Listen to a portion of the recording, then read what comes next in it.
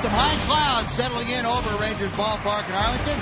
A brisk breeze blowing in from right center field as we get ready to see Game 2 of this weekend series. It's the Rangers and the Detroit Tigers.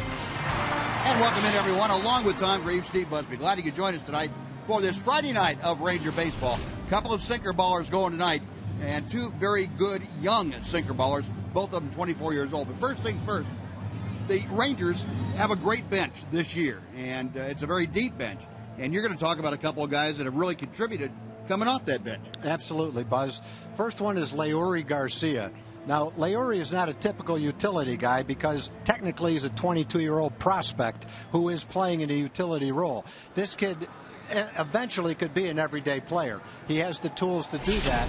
Going to look at a couple of things he's done when he's gotten a chance to play. Watch the range from shortstop as he comes almost to first base to make the play defensively. He's a terrific defensive player. He's not necessarily a little guy when you see him hit the ball almost over the wall in Seattle for a stand-up triple. He's done it offensively and defensively. Same with Giovanni Soto, filling in for A.J. Przinsky. This is a terrific defensive throw to get a runner at third base with no outs at a key part of the ball game. Last night, to kind of put the game away against Justin Verlander, Giovanni hit a 3-run homer. So both of these guys are getting an opportunity. They've both played well defensively when they get a chance. Giovanni got the big home run in last night's game. Nice to see. Nice to see. And the Rangers, though, the value of having a deep bench that is contributing. And the Rangers certainly have that. Mitch Moreland and company getting ready to tee it up against the Detroit Tigers. Game 2 from Rangers Ballpark in Arlington. Coming up next on TXA 21.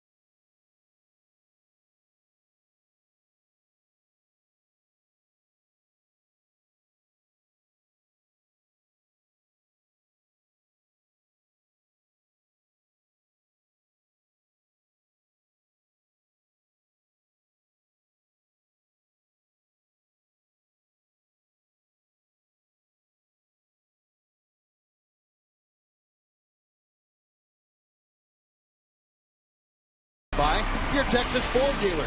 Visit your Texas Ford dealer and drive the best-selling trucks for 36 straight years. Ford is the best in Texas. By AT&T UVerse TV. And by TXU Energy, the right things right now. 1-866-CALL TXU. A very high overcast as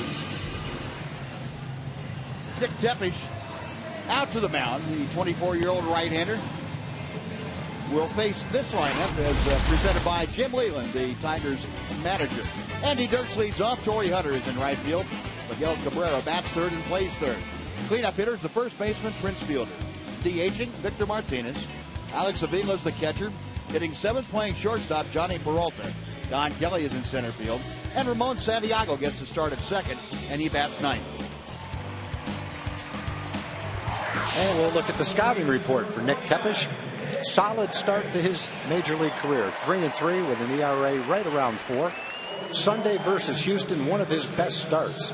6 innings, only threw 84 pitches, gave up a solo home run for the only run, and struck out 8 batters.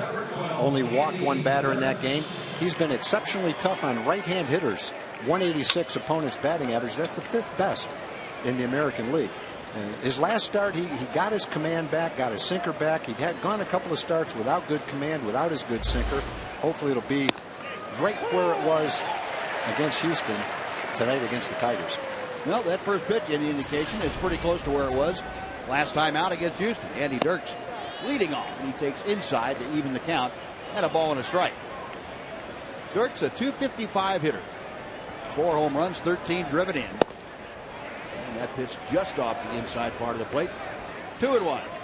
Ron Colpin tonight calling the balls and strikes. Mike Malinsky at first, Phil Custy at second, and the crew chief Jerry Meals is over at third. Tepesch with a 2-1 pitch. A rip and a miss as he went upstairs with it.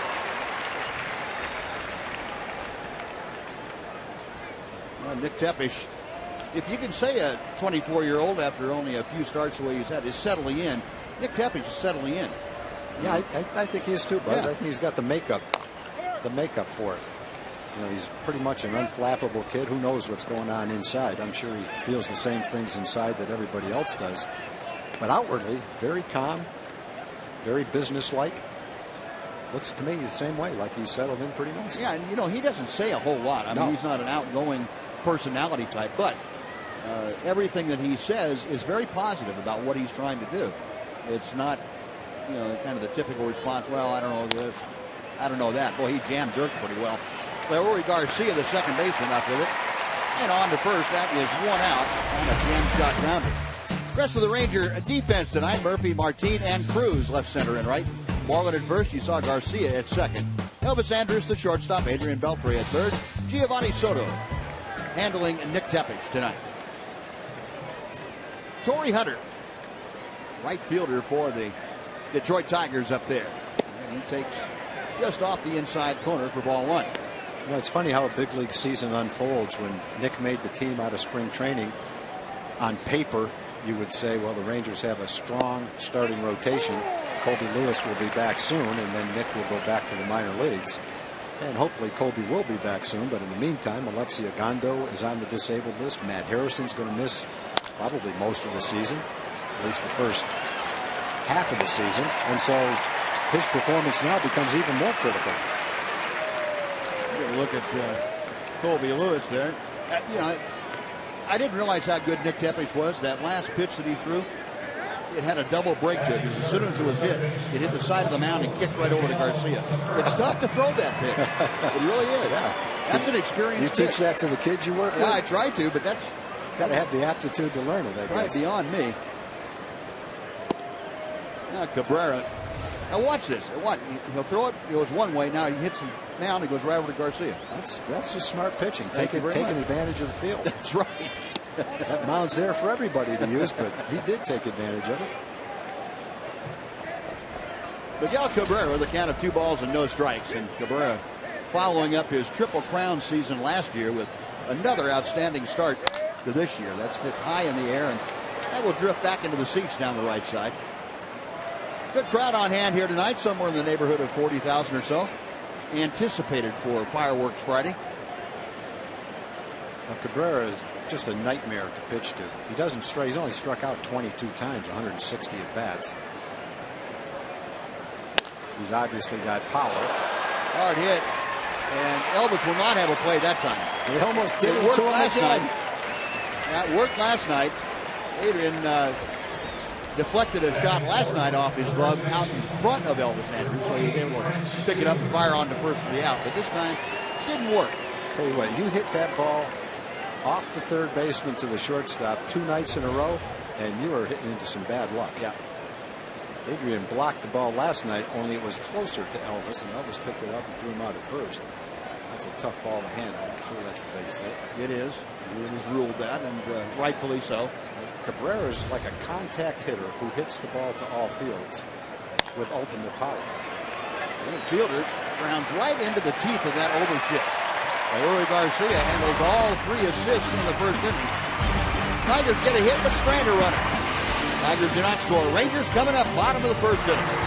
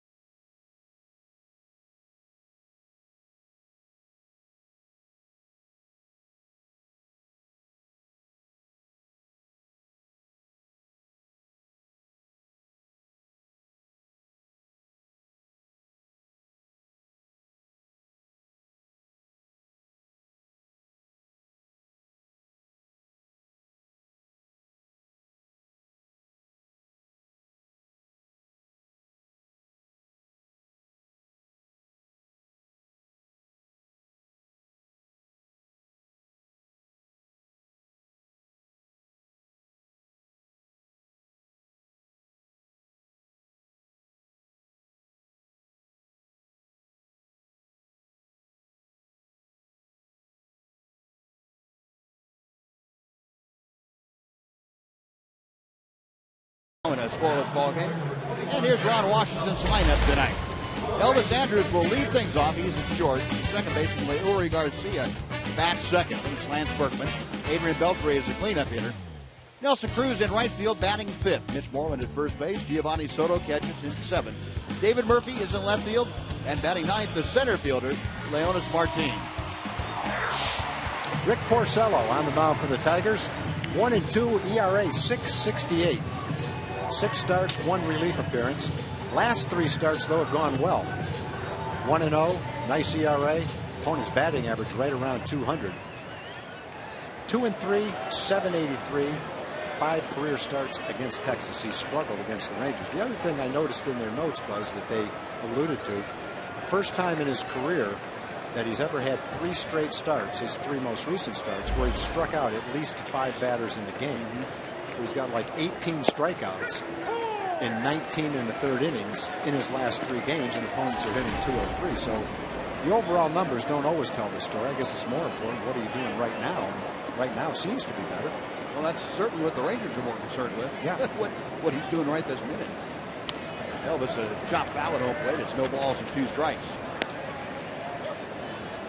Well, the last 3 Porcello outings have come against Atlanta, Houston, and Cleveland. Well, a couple of pretty good hitting ball clubs, and Houston mixed in there. 0-2 to Elvis. .268 the average. Elvis substituting at the top of the order for Ian Kinsler, who was in the lineup originally, but because of that chest problem he suffered last night diving into third base, not intentionally, but diving in there on the slide that went a little bit rougher than he wanted to. He's forced to miss tonight. So Elvis just moves up a spot, and Uri Garcia fills in at second and hitting second. Porcello, the over-the-top wind and the 0-2 pitch. That's way outside. Well, last night, Ian's real tough night. Going from first to third, and watch his hands. His hands stuck. And that left his head and chest. Then he got hit with a curveball, and that wasn't much of an issue. But the chest, diving into third base and having his chest make contact with that bag first, that came up a little bit sore today. And another chop foul. Still 1-2 and 1-2. Now, Buzz, you mentioned both pitchers are sinker ball pitchers. Since 2009, when Porcello got to the big leagues, his ground ball fly ball ratio is about 2-to-1. That's the fourth best over that time in the American League. This year, Tepesh is a little higher than that. His is second best early in the season among American League starters. So right off the bat, in the first inning, Tepesh got 4 ground balls. One turned into an infield hit, but there were 3 outs and ground balls to second base. So it looks like his sinker is doing what he wants it to do. We'll see about Rick Porcello. A lot of striking similarities between Porcello and Nick Tepesh. Of course, Porcello's had, this is his 5th year in the major league level, but both of them are 24. Pitch to Elvis, got him on the 5th from behind 3rd. Cabrera across the diamond. Elvis out by a step. 1 away, and Leory Garcia coming up. I guess it shows you, Buzz, that there's different ways to get to the big leagues. Porcello was a high draft choice, #1 draft choice, would have been higher, but his signability was a question mark. The Tigers took him late in the first round, gave him $6 or $7 million in a big league contract. He went right to the minor leagues the next year. Only had 1 year in the minor leagues, then had a full season in the big leagues when he was 20. And so here he is in his 5th season at age 24. Leory Garcia laces one to left. In a hurry is Dirks, and he's able to make the catch. Got a good read and a good break on that ball. And Leory Garcia, nothing to show for a well-hit line drive. 2 outs. He wasted no time stepping up there and lining the ball. He's done a nice job offensively and defensively every time he gets a chance to play. So that's the way Porcello got to the big leagues. Nick Tepesh went to college. He pitched 3 years at the University of Missouri. Then he got 300 innings in the minor leagues. And so he's just starting his big league career at age 24. Porcello has a head start on him, but as they say, it's not how you start, it's how you finish. Let's see what happens from here on out. Lance Berkman fouls off the first pitch to the left, and it is 0-1. Lance at 286 for the season. 3 home runs, 21 RBI, had a couple in last night's ball game. On base percentage still well above 400. 0-2.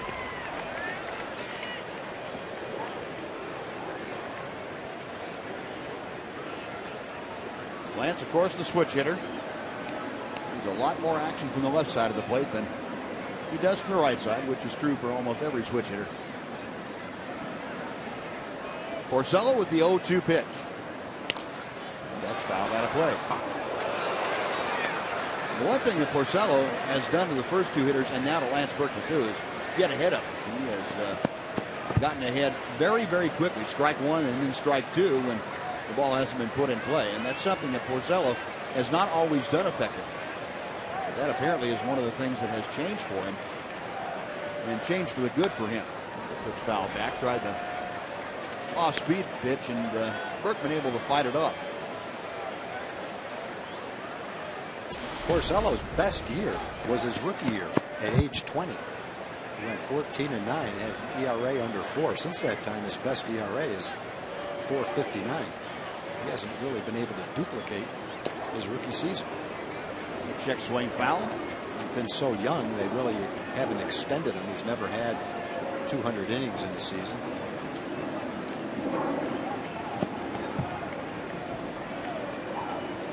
But he's had at least 10 wins in every one of his 4 major league seasons. And Berkman, a line shot by the diving Santiago into right center field, a base hit. He kept throwing strikes to Berkman, and Lance kept fouling a couple of them off and got one he could handle. Hit it solidly for the 2-out single. Yeah, it looked like Elvis saw the best of Porcello's sinkers. It's tough to tell with Garcia. He hit the first pitch, but he hit a high sinker that never got a chance to sink. Berkman hit a belt high fastball, but didn't have a chance to sink either. So usually the story for a sinker ball pitcher is make him get it up. And last couple of hitters have had pitches that were up and hit them hard. Adrian Beltre takes outside for ball one. Adrian and Berkman, the only two that did not have hits in last night's ball game, but they did produce runs. 265 the average. Beltre now to 26 RBI. And a very good career number against Rick Porcello. Takes a strike to even the count.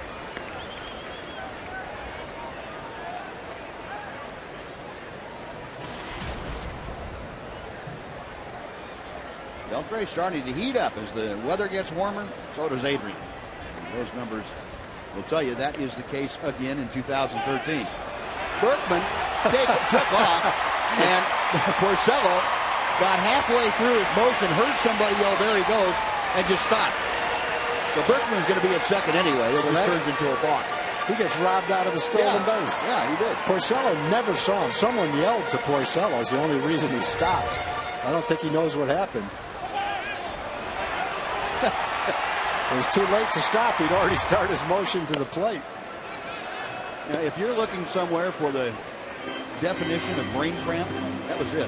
Or how about the definition of a good jump? Yeah, great jump. Who got the jump like that last night? You know what? That may be a stolen base for Berkman. I think you have the choice. It's kind of like a hit. Do you? Whatever works best for the hitter, for the runner? I think so. We'll have to ask the officials for it when we get a chance to. Okay. 1-2 the count to Beltre.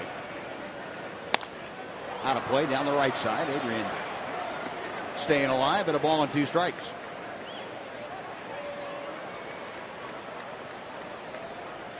Lance Berkman, a little larceny going on here in the first inning.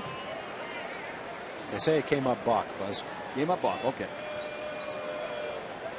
That is the official word.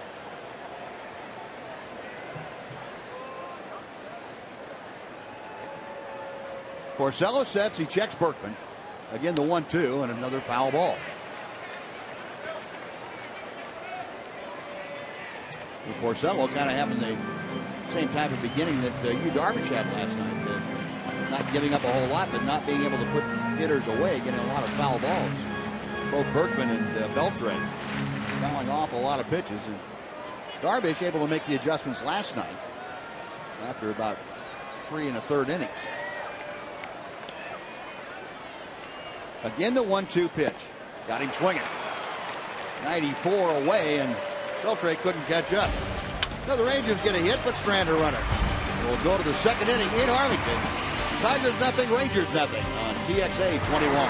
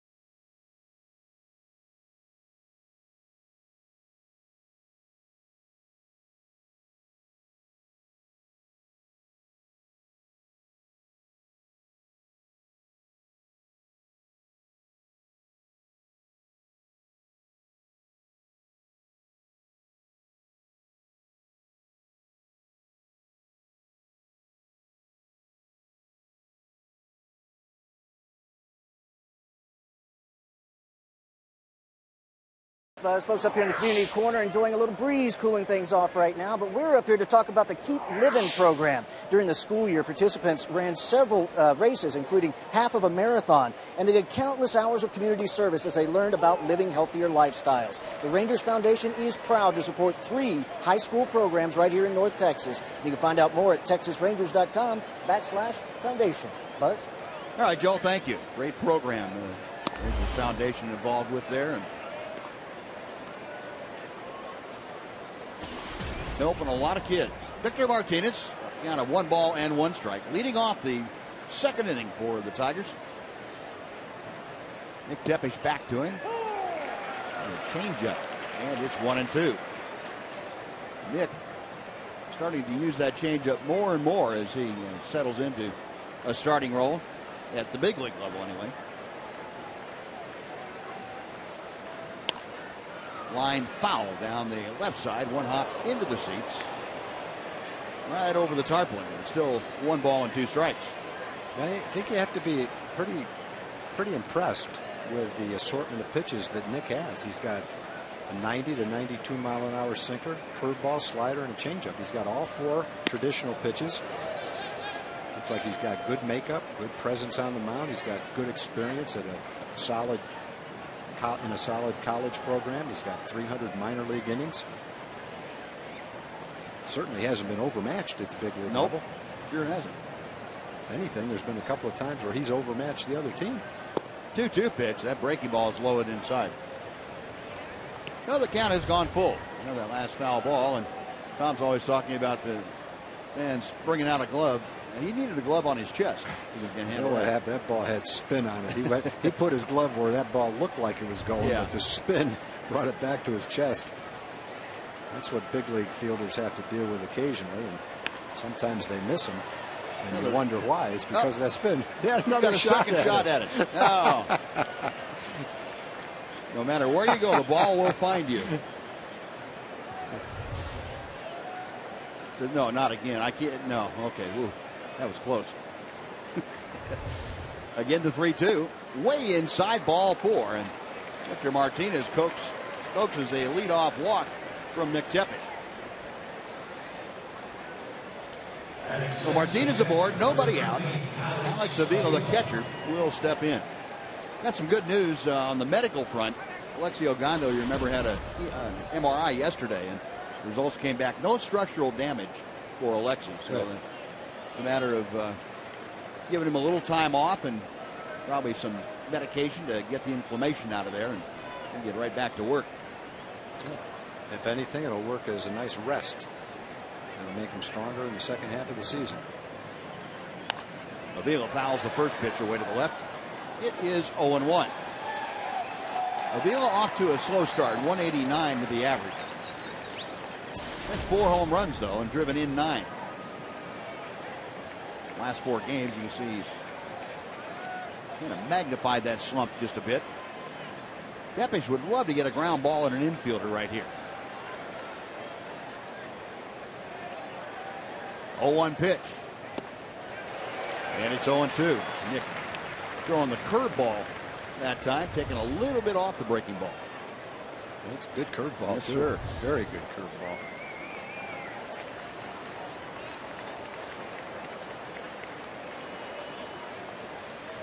Giovanni Soto flashing the signs out. Give me that sinker down and away here. Get him to roll over on it. Just missed. Wow. That's a pretty good 0-2 pitch. Pretty good eye to take that pitch. Good movement on it. Definitely tailed slightly out of the strike zone. A lot of times the movement will fool the hitter and he'll go ahead and swing at it, not anticipating that it's going to be out of the strike zone. Now the 1-2. Check swing. Pitch. And the appeal down to third. And Jerry Meals says, nope, did not go. It's 2-2. He's trying to do exactly what you said, Buzz. Throw the sinker away and get him to roll over and pull a ball to second base. He definitely held up. That pitch was probably almost in the exact same place the one before it was. Maybe an inch outside. Could be why Avila's not swinging at that. He knows he can't do anything with it except roll over. Yeah. Breaking ball, and that's inside, and the count has gone full. So Tepesch got ahead of both Martinez and now Avila, and has run the count full on each of them. Avila hitting in the number 6 slot, who he followed by the shortstop, Johnny Peralta. Martinez with average at best speed at first. We'll see if Jim Leland lets him go, and Tepes will make a toss that way just to remind Martinez that he was thinking of it.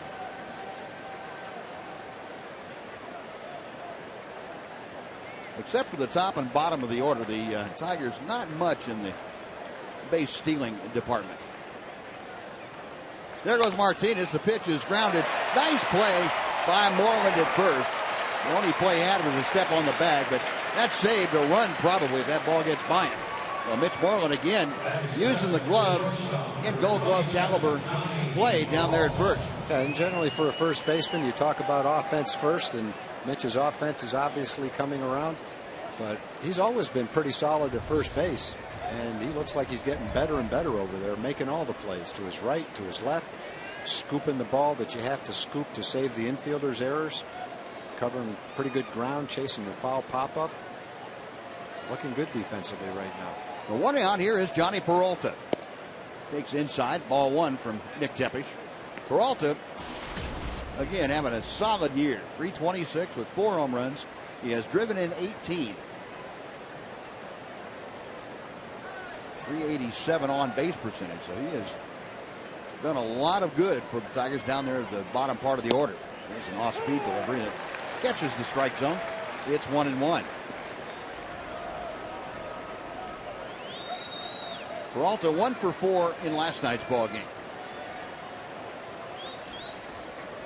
Up there with Victor Martinez, the runner at second base, 1 out in the top of the second inning. Another good breaking ball and just off the outside edge. 2-1 to Peralta. Month of May, Peralta has been as hot as almost anyone. 3rd highest average in the American League at 405.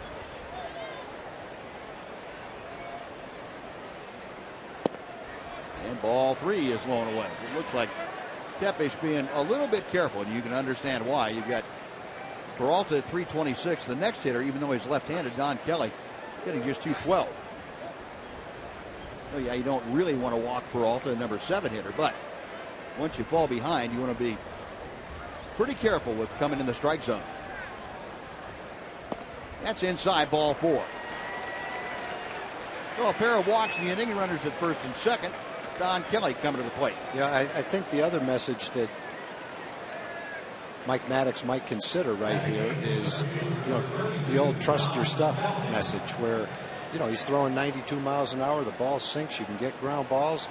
Sometimes you can give big league hitters a little too much credit. The Tigers score more runs than any team in the American League, so you have to give their offense credit. But at the same time, trust your stuff. Don't be too careful.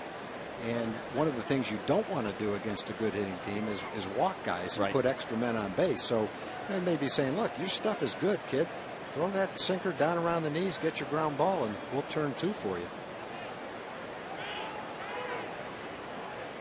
There's the Tigers offense coming into play tonight. First in average, first in runs per game, first in on-base percentage, second in runners in scoring position, average, and third in walks.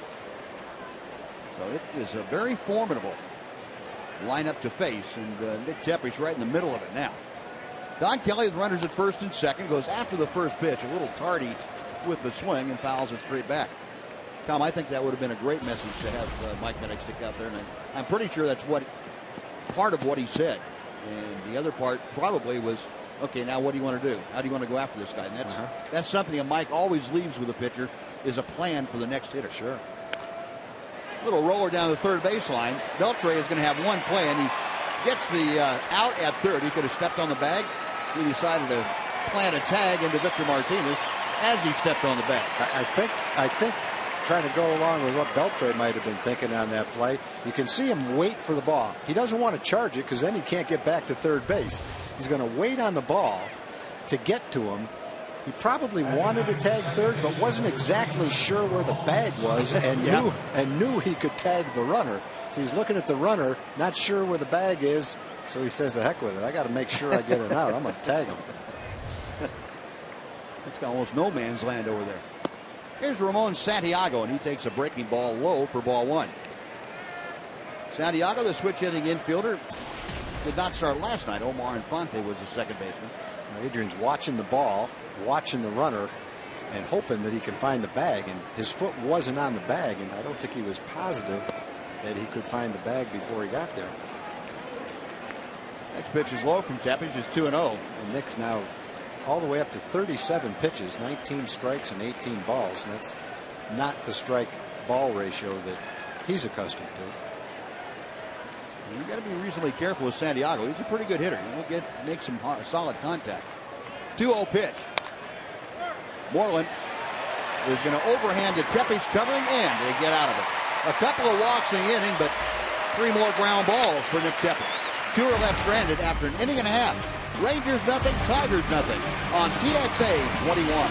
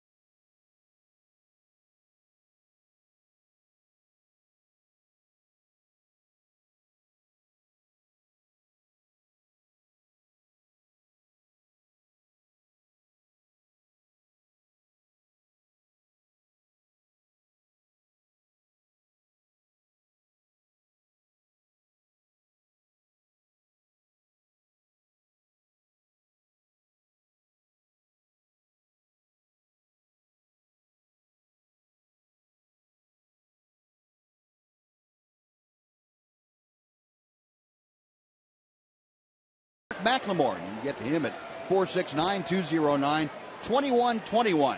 If you read your text in the postgame show tonight, you'll win a $50 sporting goods gift card from Metro PCS.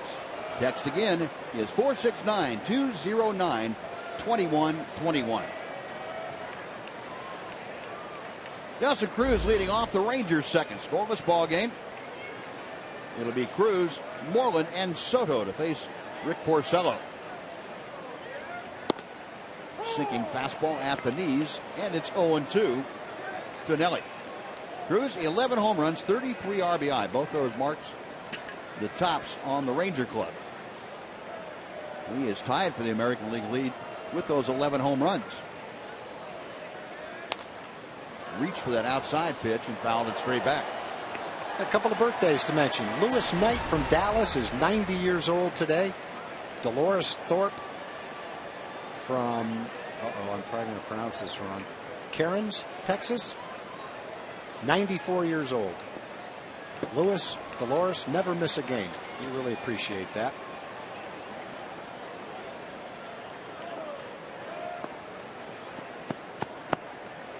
One ball and 2 strikes to Cruz. Porcello back to the plate. Hard hit up the middle, but that's right where Santiago is positioned. Porcello doing a somersault off the mound, and that ball got by him. Fortunately for him, and Santiago took care of it. That's one away. Buzz, I'm trying to verify the pronunciation of Dolores Thorpe City. Okay. Not being a Texan, I'm not positive. Getting word it's Kearns, Texas. Kearns, Texas. Okay. But we're not positive on that. Dolores, the big thing is we know you're 94 years old, and we hope you have a very happy birthday. And in the meantime, I hope I pronounced the name of your town right. If I didn't, I know I will hear about it. And we know she's a big Ranger fan. And she's a big Ranger fan. And if I pronounced it wrong, I will correct it. My worst pronunciation, most embarrassing one of a town in Texas, Mexia. Okay.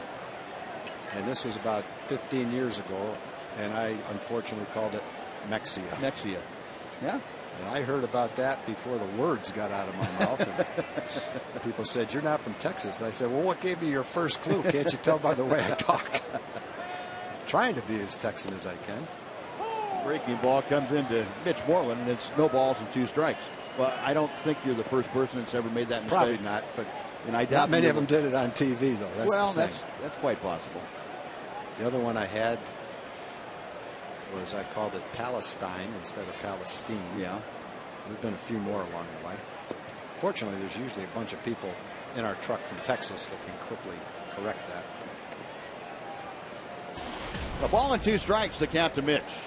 Well, he has done some heavy lifting in the last 13 ball games. He had 6 home runs, 11 RBI in those 13 games, and hitting .380. Porcello back to the plate with the 1-2. And we'll try it again. Mitch with 9 home runs, 21 driven in.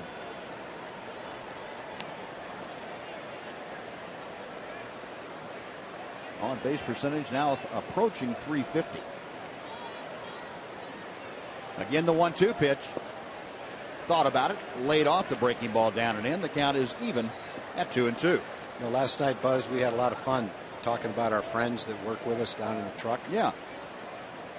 I thought the best part about last night, and I just got word of this, Eric Josephson, our producer, has a Twitter account where he monitors other people on Twitter. Last night, he got a follower. He has 1 Twitter follower now. Already. And I didn't get the name of that Twitter follower, but we just want to thank you. You've made Eric Josephson feel like the most important person in Texas. And how long has he had that Twitter account, do you think? He's had the Twitter account for quite a while, but until we brought the name out there, he had not had a Twitter follower. Well, so anybody that's looking to follow someone on Twitter, Eric Josephson would be a great person to follow. Yeah, he could really use the help too, folks.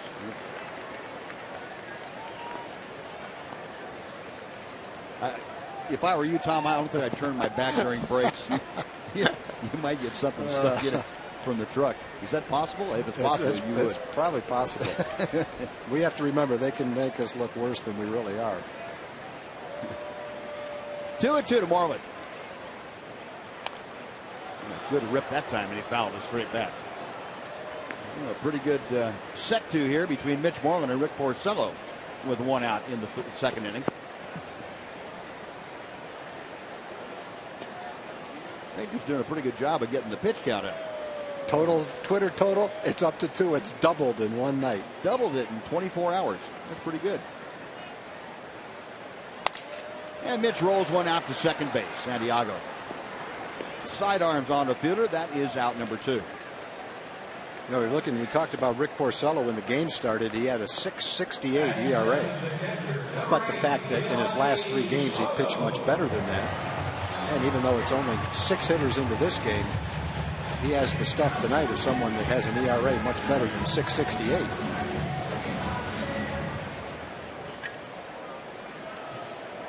It went from 2 to 19 in a matter of minutes. It's a rush. You better get on. He's there, going to folks. have to start posting now instead of monitoring. Fastball for a strike to Giovanni Soto. Soto with the home run last night against Justin Verlander. They broke that 3rd inning open for the Rangers. Yeah, he had some good swings last night. He had the home run, and then he had 2 balls that he probably hit 375 feet to center field that he just got underneath a little bit. And he had a bunch of good swings in last night's game. 1-1 pitch to Soto. 2-1.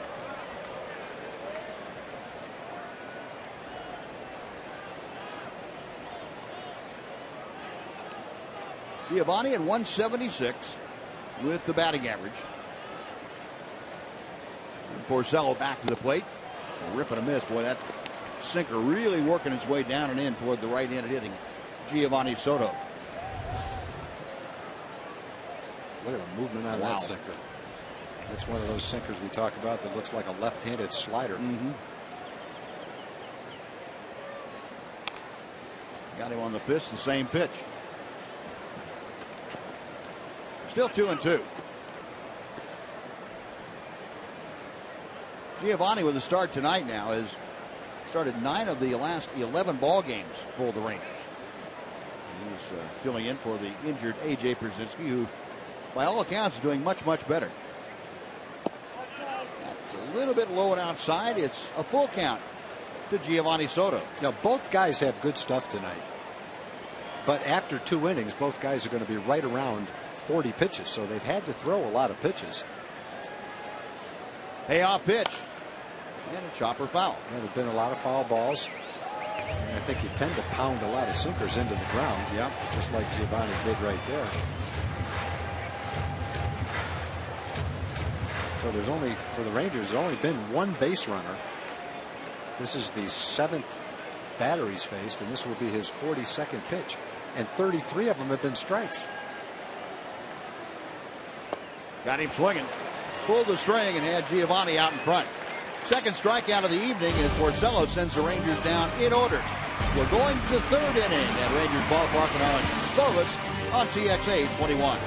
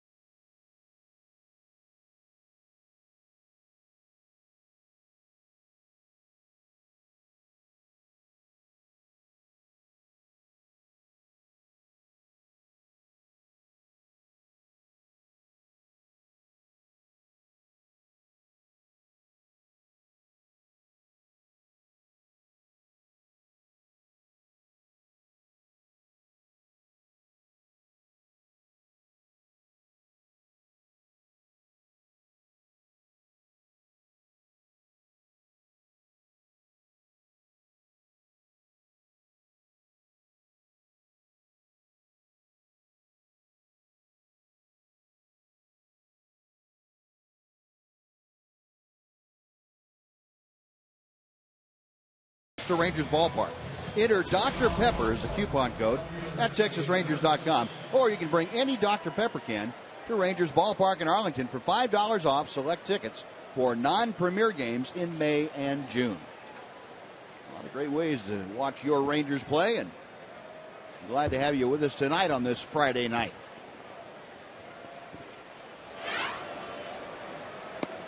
First pitch of the top of the 3rd inning to the top of the Tiger order. Andy Dirks takes inside for ball 1. Dirks, a ground ball to second in the 1st inning. Off speed, and that pitch just missed the inside corner. It is 2-0.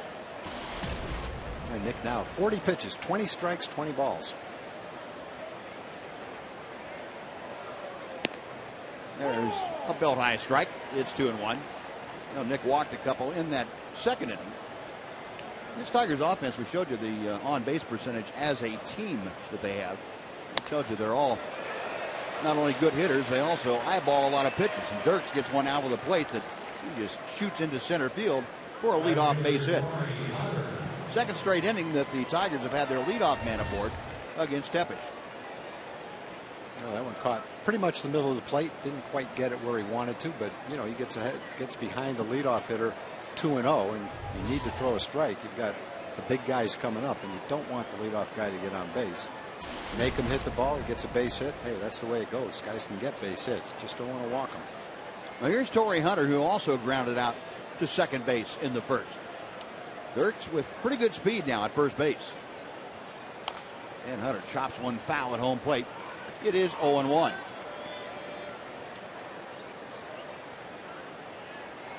Torrey Hunter, one of the big offseason acquisitions as a free agent for the Tigers.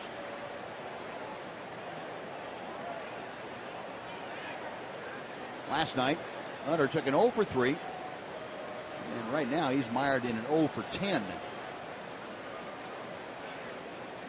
Tepish will chase Dirks back with a toss to first.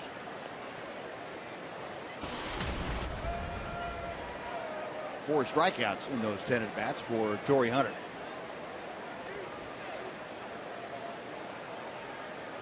Tepish okays the sign. And he's going to throw to first again to drive Dirks back.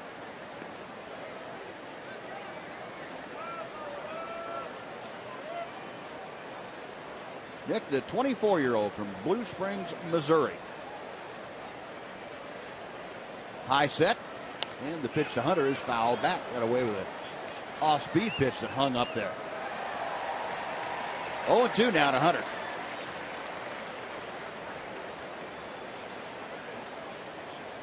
Torrey out checking with third base coach Tom Brookins to see if Jim Leland might have something on. With 2 strikes, though, you would figure it would not be anything involving Hunter. Broken bat ground ball. The only play Beltre has is to first. Hunter is out. Into second is Andy Dirks. Almost an identical situation to what occurred in the second inning. Leadoff man gets aboard. The next hitter grounds into an out at first with the initial base runner getting into second in the scoring position. Yeah, that was a good pitch by Nick. He got it in on the fist and jammed Hunter. Jammed him so much that all they could do was get one out at first base. A little harder, he might have a chance for a double play. Now here's the guy that you really want to be careful with runners in scoring position, because Cabrera, well, this is where he makes his money. The last several years, he has been the best in the major leagues with runners in scoring position. And we go back this year, just since the 18th of April, Ford leaderboard will show you that Cabrera trailing Nelly Cruz by 4 RBI. That's a lot of RBIs. 28 in a month. Yep. Yeah, Cabrera, he doesn't try to hit the ball out of the ballpark. He does a lot. He's trying to hit a line drive to center field. He uses the whole field, boy. Last night, Mitch took a base hit away from him. He smoked a hard ground ball to first base. Mitch dove and made a play on it. Hit a shot that Beltre deflected to shortstop, and they nipped him at first base. There's a couple of hits that were taken away from him last night. Back to the plate. Hard hit ball, and it's by Garcia into center. Here comes the throw. In toward the plate. The slide. He's out. Leonis Martin did it again from center field, nailing Andy Dirks at the plate with a strike to Soto. I'll tell you right now, there's not an outfielder in baseball that can make better throws than he's made this year. That's the second time he's thrown a decent runner out at the plate from deep center field with a perfect throw. The thing that helped him was how hard Cabrera hit that ball, and that's no contest at the plate.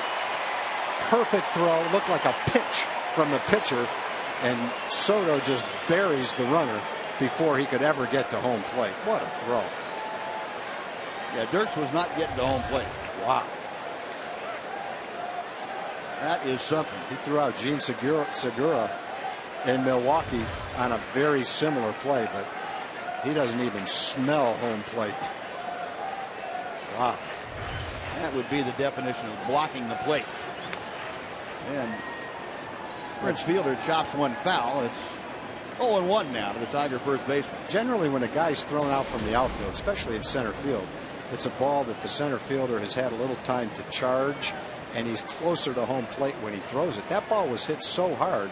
The benefit was he got it quickly because it got to him so quickly. The negative part was he couldn't charge it because it got to him so quickly. He was deep when he had to throw it. He threw the ball all the way in the air. Perfect strike.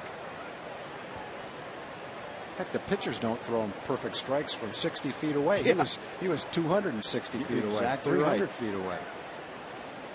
You just can't throw better than that kid can throw. So 2 outs with Cabrera at first.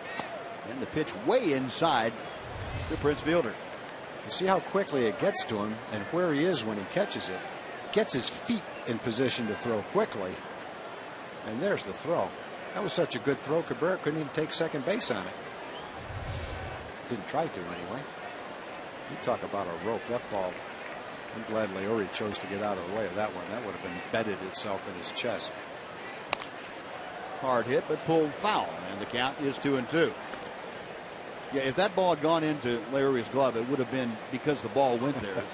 He didn't have time to react to it. He did what any big league player would do on that ball. Get out of the way and get your glove in position and hope that the ball goes in. That's when you don't really catch that ball. The ball catches your glove. The 2-2 pitch. Into the shift. Garcia has to go off his glove into right field. Cruz up with it. Going around to third is Cabrera. I'm pretty sure that's going to be an error, as looked like Leori Garcia got messed up with the back lip of the infield. He was in shallow right field, and that last hop kind of took an unexpected one on him and got by him. I think that's one of the negative parts of playing deep. It makes it difficult to field the ball out there because you know you don't have the same amount of time. It's going to take a different kind of hop. It goes from the dirt to the grass. And even though you're playing deep against a runner that doesn't run well, when you're way out there, by the time you can get it, it's going to be a close play at first base. So you don't have the same amount of time that you would to field a ball at second base. And it's an error all the way, but still, it's not quite as easy to make a play on a ground ball out there as it is in the dirt. The hope is you can take one away by being that deep. Well, Mike Maddox out to give Nick Tepesch a little bit of a breather. The error charged to Leori Garcia. It's the 18th Ranger error of the year. They entered play tonight 4th in the American League for best fielding. Well, you let one on base there, but you can't complain after you nailed one at the plate on the batter before it. Tough part is you get a really good hitter fielder. Hopefully to make the last out of an inning and get out of the jam. This should work. And Garcia has that one right at the lip of the outfield grass. And that'll do it. No runs, 2 hits, an error, and 2 men are left. And Leonis Martin, one more look as we head on to the bottom half of inning number 3. We are still scoreless because of that throw.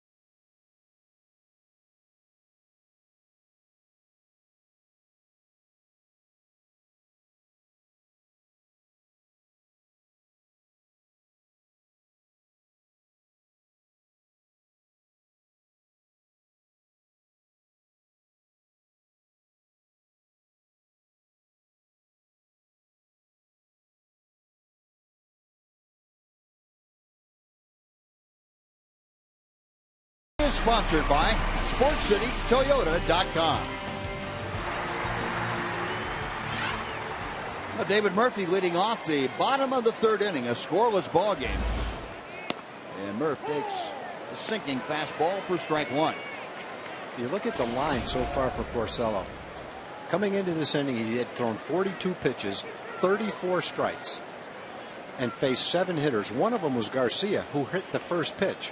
So to the other 6 guys, he averaged 7 pitches a batter, and he was throwing all strikes. Yeah. That's how many balls they must have fouled off. I didn't even think of it while it was going on, but that can be the only reason, right? Yeah. The foul balls. Right.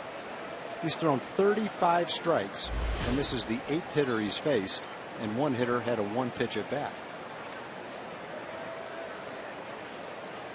Porcello's 1-1 pitch.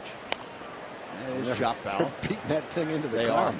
And it's, you know, it's not doing anything good as far as scoring runs go, but it's getting his pitch count up there to a that's 46 pitches coming up, and only had 1 base runner. It's no outs in the third inning.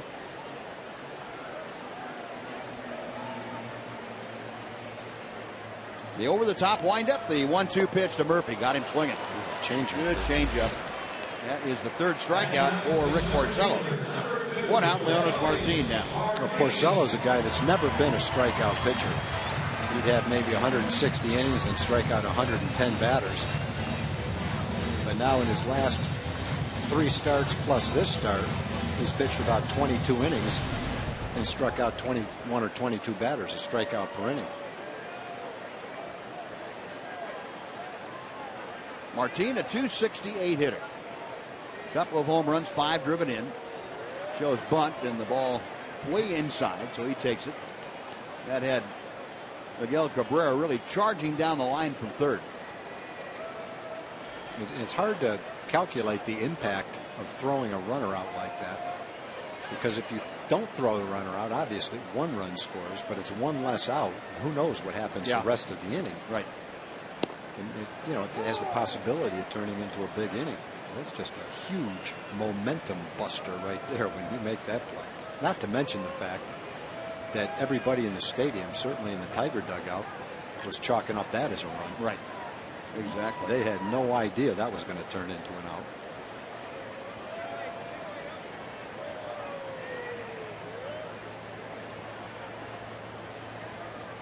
Now the 1-1 pitch on the way. 2 balls and a strike. Well, making an impact, playing part-time in the early part of the season. Leonis Martin has made as big an impact as you can probably imagine. You don't think about a center fielder throwing guys out very often. Hits this one well to right center field. That's going to get down and plug the gap all the way to the wall. Leonis turning on the Jets. He's around second. Here comes the throw into third, the slide. He is safe at third. Whoa, what a under the tag of Cabrera, and I don't know how he got under it. What a relay throw. From, I guess it was Santiago that made that relay throw. When he turned second, I thought he was going in standing up. The throw from Kelly to Santiago to Cabrera was executed perfectly. Take a look at it. Strong first throw, strong second throw, and that is as close as you can get. Let's see. Boy, just safe. Just safe. Wow. Great camera shot. Excellent camera work. That was the strike. That was the changeup that was strike 3 to David Murphy, turned into a triple for Leonis Martin. No, with Elvis at the plate now, Martin at third, 1 out. The infield for the Tigers comes all the way in. And the first pitch is low for ball 1. Leonis Martin about halfway to second. Watch this. Whoop, there goes the next gear. But that's how you cut the angle at second base too.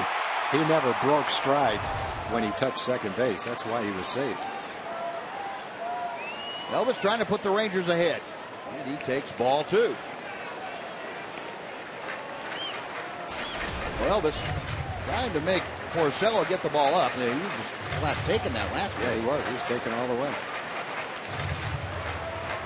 Porcello in a jam now. The Rangers, for the first time, have a runner at third base. They had Lance Berkman at second in the first inning, but stranded him there. 2 balls, no strikes. The count to Elvis Andrus. Inside, it's 3-1. Oh, excuse me, 3-0. So Elvis trying to get aboard here, some fashion. He'll be followed by Leury Garcia.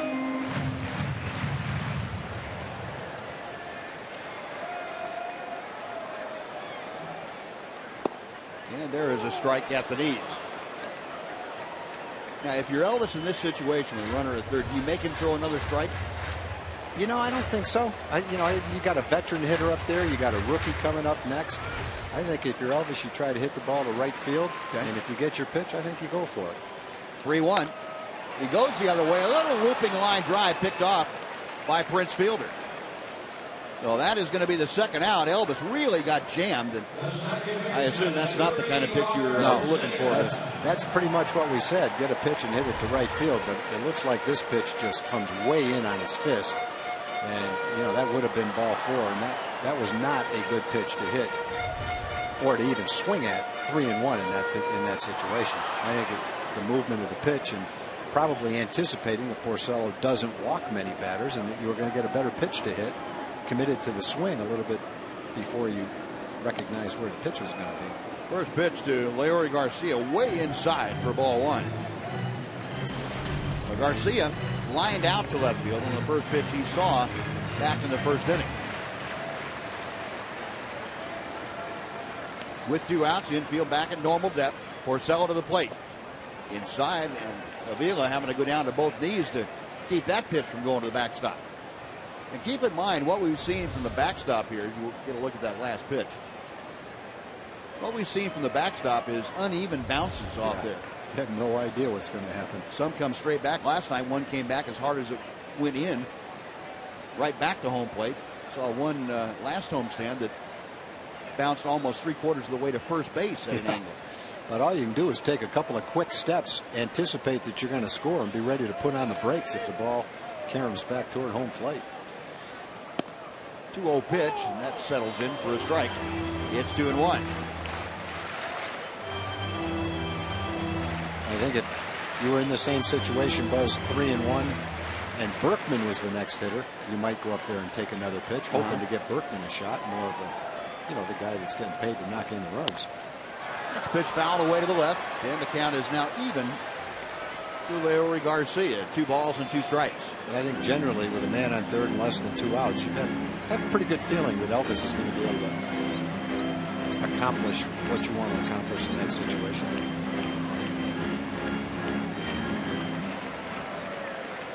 Martin at third base, got there with his third double, or third triple of the year, I should say.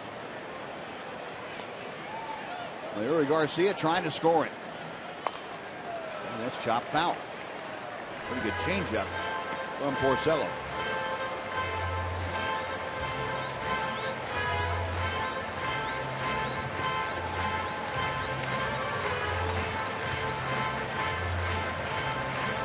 Leury back in the box.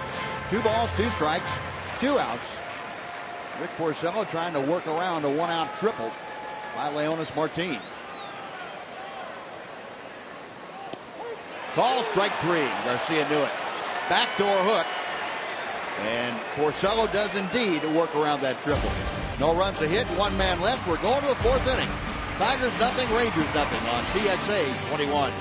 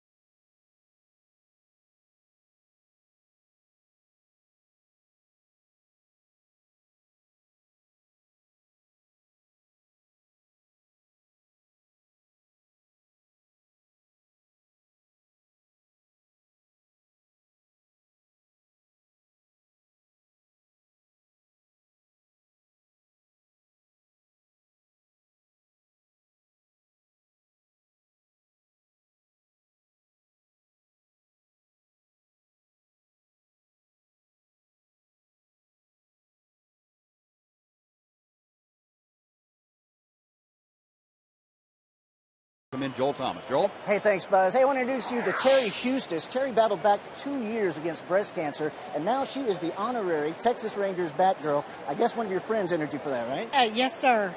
And what have you been doing today? I have been hanging out with the Rangers on watching bat practice. I've been just hanging out at this awesome ballpark. It's really been a cool day.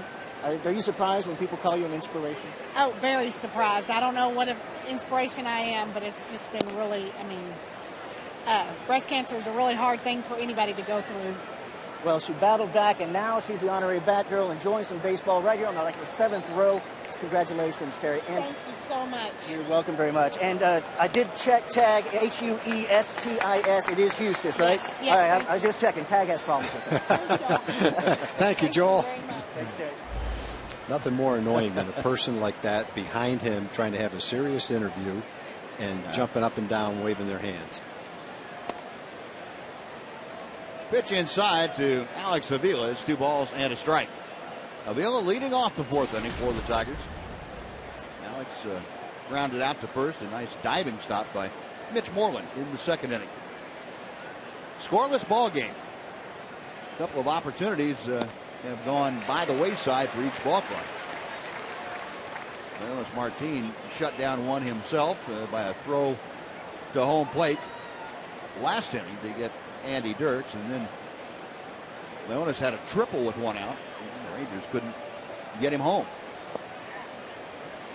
That'll run the count full now to Avila, who's trying to get aboard to be the 3rd consecutive leadoff man to get aboard against Tepish.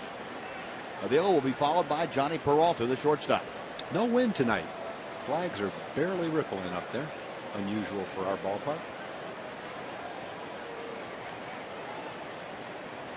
Payoff pitch. Chop foul.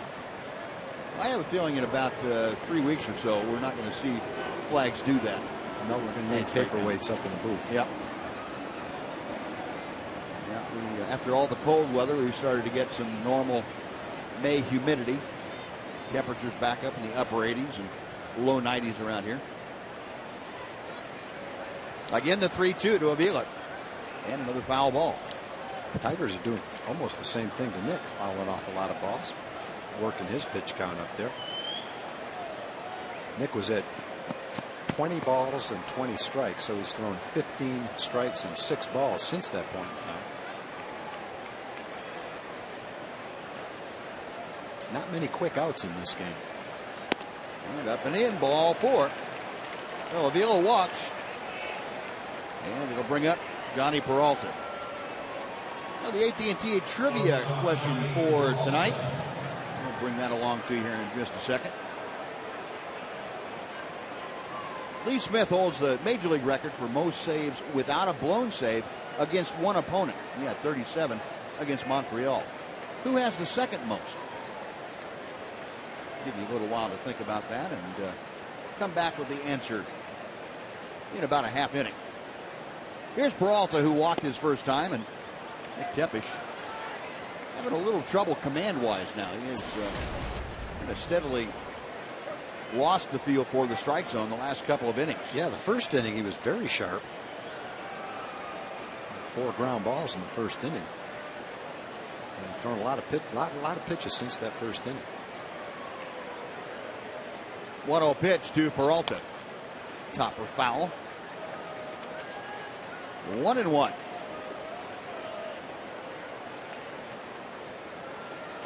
lot of fans in the stands tonight trying to make up for no breeze. Fans with fans. There's the fans with fans.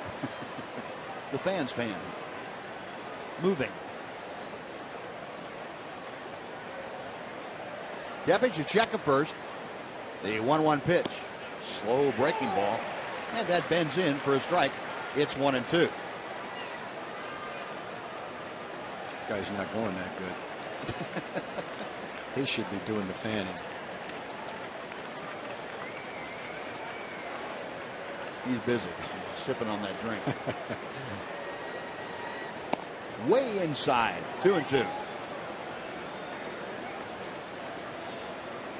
Nick kind of struggling, fighting himself a little bit. Yeah, you can tell. A little bit of a look of frustration on his face after that pitch.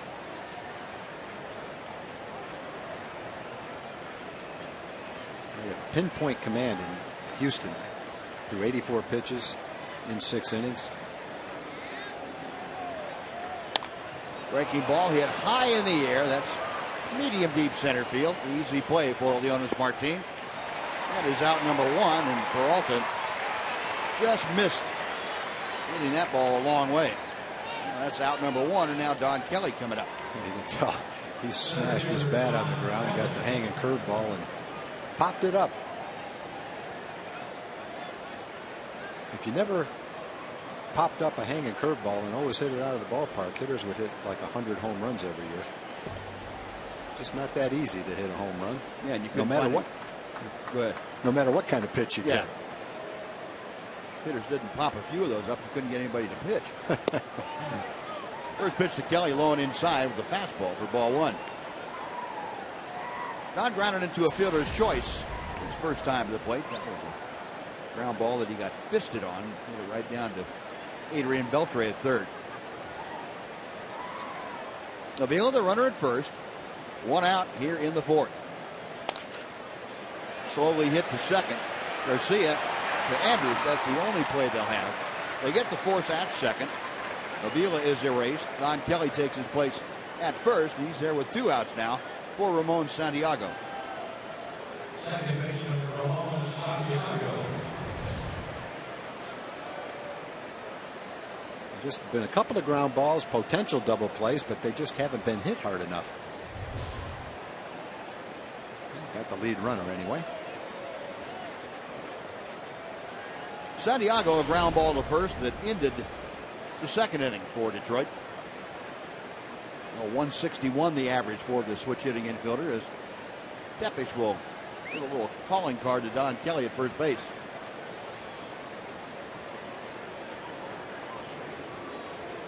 Rafael Belliard, the first base coach over there, to say something to Kelly. Mitch Moreland holding the inside of the bag against the runner at first. And another throw over there. Just a little bit better move.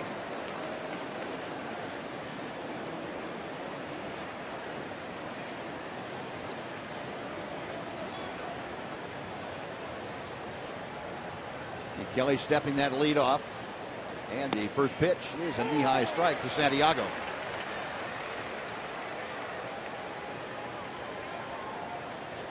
Before the Tigers went out and got Omar Infante, Santiago was playing a lot of infield, spelling Peralta at shortstop and taking over when he was on the disabled list.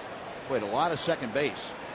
And it hurt the Tigers as far as their depth, because Santiago has the ability to play all the infield positions. And it took away a valuable tool for Jim Leland. But they went and got Infante, and Infante pretty much taken over the everyday second base job, and that's freed Santiago up to be a super utility player.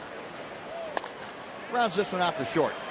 Elvis underhands to Garcia at the bag, and that will do it. For the leadoff walk, no damage to Nick Tepesh. 1 more left for the Tigers. They've stranded 6. On we go to the bottom, inning number 4. We are scoreless in Arlington.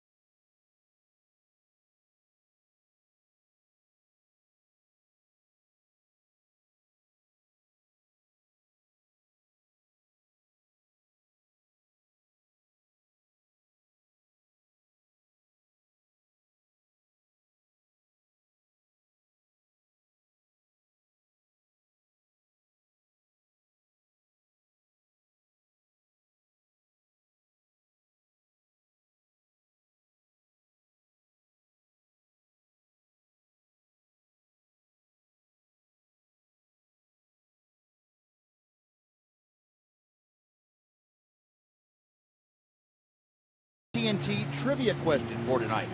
Remember the question we had for you, Lee Smith, the all-time record, most saves without a blown save to one opponent. He had 37 against Montreal. Joe Nathan has 35 saves against Detroit with no blown saves. Wow. He is sneaking up on that all-time record that's currently held by Lee Smith. I hope he gets to go for number 36 tonight. I do too. Lance Berkman leading things off and takes ball one a little bit low from Rick Porcello. Berkman, a base hit to center field with 2 outs in the first inning.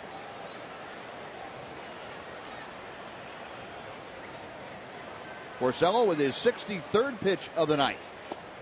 And he fires a strike to the outside corner to even the count.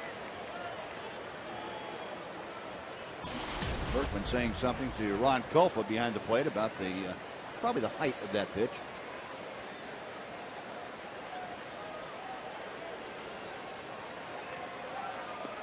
Low and in, 2-1. Hitters get upset, Tom, if there's a good sinker baller like Porcello on the mound and the umpire starts calling a low strike for a called strike. Well, yeah, I think you say to yourself, if he's got the good sinker and it's getting called and you don't think it's a strike and it's called consistently, I'm in for a long night. So yeah, probably do get a little upset. But you know what you have to do is you just don't get discouraged, because I don't care who the sinker ball pitcher is. Eventually, you're going to get one up, and you just have to say to yourself, I've got to take advantage of it. Yeah. I can't foul it off. That pitch to Lance right there was up a little bit. He had a great swing at it, fouled it off, and you go, not getting much up. Missed my chance when I did. Yeah, that might have been the one for this at bat. Now the 2-2, laid off the breaking ball. The count has gone full, so Berkman trying to get aboard. Rangers have not had their leadoff man aboard in any inning tonight. Berkman trying to do that in front of the cleanup man. That's Adrian Beltre. Porcello to the line. The payoff pitch on the way. Line to left field, a base hit. Well, a good piece of hitting right there by Berkman. Sure was. Saw everything he had, and he did get one up. It was a changeup, and instead of being out in front of it, he waits on it, lines it into left field. Not a strike, but it was up. Good concentration. 2 line drives for Lance tonight. 2 for 2. Yeah, one to center, one to left. He is aboard. First time that the Rangers have gotten that first hitter on. Here's Beltre, who swung and missed a 3rd strike in the first inning. One of the 4 strikeouts that Porcello has registered here this evening. Hard hit ball, the diving stop by Cabrera. He throws from the seat of his pants, not in time. Boy, he almost made a great play. A lot of people wondered if Cabrera could move from first base to third base. He's a big, strong guy. And he came up as a third baseman. And against the Rangers, he's made all the plays over there. He's got good agility, just like Fielder does for a big guy. Knocks that ball down. I didn't think he was going to throw it. There's a highlight of him circulating that he made a play like that going into the hole and threw from on his back. Really? He was laying down prone and he threw and got him. So that didn't really surprise me, having just seen that play. And Beltre said, hey, what are you trying to make it that close for? So 2 on, nobody out, and Nelson Cruz takes a strike. It's 0-1.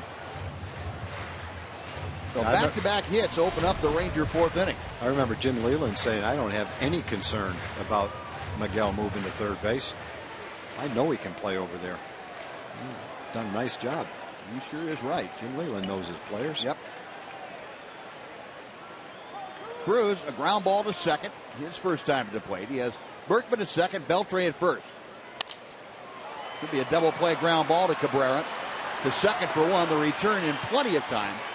On to third goes Berkman. He's there with 2 outs now on the huge double play ground ball off the bat of Nelson Cruz. Well, that's one of the advantages of being a sinker ball pitcher. When you get in that situation, you always know if you run the ball in on a hitter, make it sink, you got a chance to get a weak ground ball and get that double play.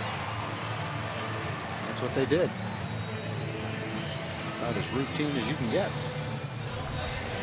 Now, if you're going to have one guy right now on the Ranger ball club that you were asked to get a 2-out base hit to score a run, it would be the man at the plate, Mitch Moreland. That's for sure. He is swinging as hot a bat as a Ranger has this entire year. Mitch tonight 0 for 1, a ground ball to second base in the second inning. Got Berkman at third with 2 outs. Infield in a modified shift, that being Peralta, the shortstop, not all the way behind the bag, but he's very, very deep and within a couple of steps of being right behind second base. First pitch to Mitch, a breaking ball is low for ball 1. I would be extremely surprised if he saw a hittable strike in this at bat. If he gets a good pitch to hit, Porcello made a bad mistake. Yeah. And that's not taking anything away from Giovanni Soto, the on-deck hitter. No. He's a right-hander, and Mitch Moreland's an extremely hot left-hander. Yep, that's just the reality of the current situation. 1-0 pitch. And that is a knee-high strike. 1 ball and 1 strike to Moreland. Yeah, he won't get a good pitch to hit. Doesn't mean he won't get a strike. Right. Just means he won't get a good pitch to hit. Alex Avila flashing the signs out, and Porcello says yes to the second one. And another tailing fastball comes back to gets the inside corner. It's 1-2.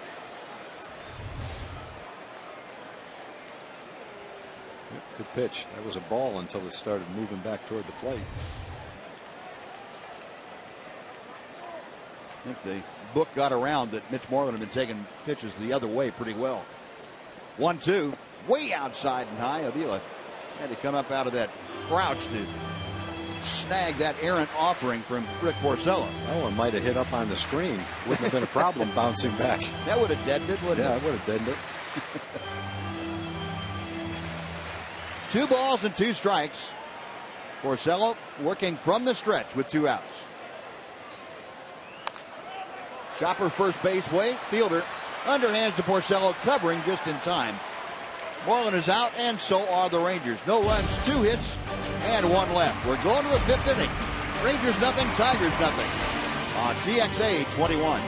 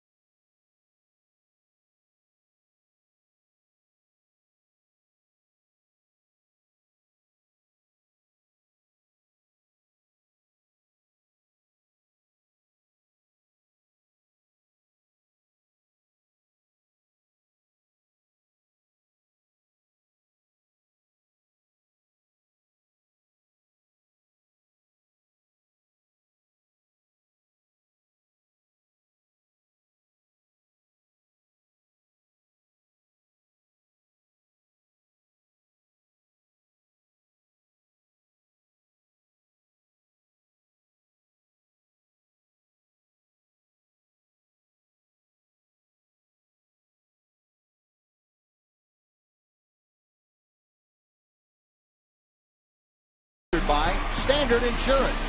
Call 1-800-929-2424. A nice crowd on hand here tonight this Fireworks Friday night at Rangers Ballpark. Comfortable temperatures. A bit muggy, but temperatures in the mid-80s. Not much of a breeze. What breeze there is drifting in from center field. Top of the 5th inning, and it will be the top of the Tiger order to face Nick Tepesch. Tepesch starting his 3rd time through the lineup. And the first pitch to Andy Dirks is a strike. Dirks 1 for 2, singled to center field his last time up. And in the biggest play of the game thus far, he was thrown out at home plate, trying to score from second by Leonis Martin. Miguel Cabrera had pounded one on the ground through the middle of the diamond, and Leonis got to it and fired a strike to home plate to get Dirks. Little looper out towards shallow center. That's going to fall for a base hit. Well, Dirks on for the second time to start off an inning. Here in the fifth, he gets aboard for Torrey Hunter. Not a bad pitch by Nick Tepish, but he jammed him. Not much you can do about where it gets put into play.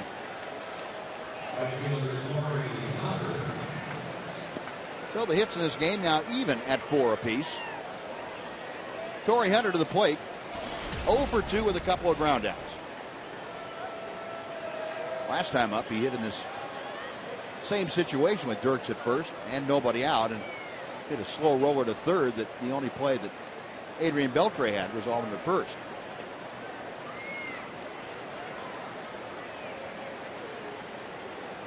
Beltre barking some instructions out to Elvis and to Leori Garcia over at second.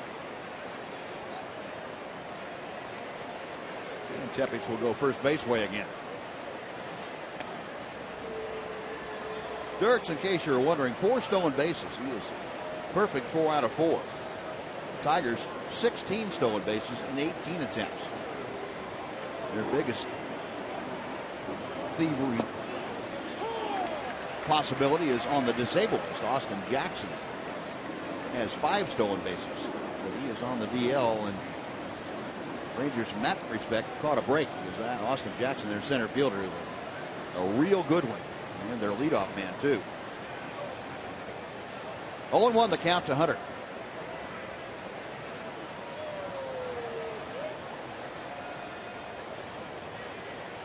Tepish doing a good job of making sure Dirks doesn't get a walking lead, nor is able to read him very well. Tigers have only stolen 16 bases, but they've only been thrown out twice. Ground ball pulled foul right off the screen in front of the Tigers dugout. It's 0-2.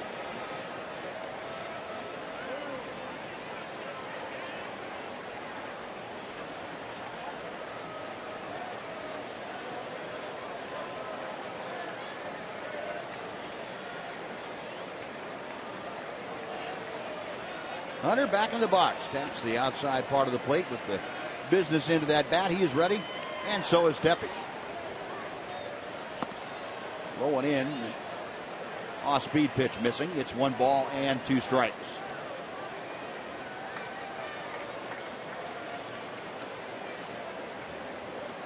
Hunter checking down with third base coach Tom Brookings. Andy Dirks, the runner at first, with nobody out. A little bit better lead this time, and that will draw a throw from Nick Tepish.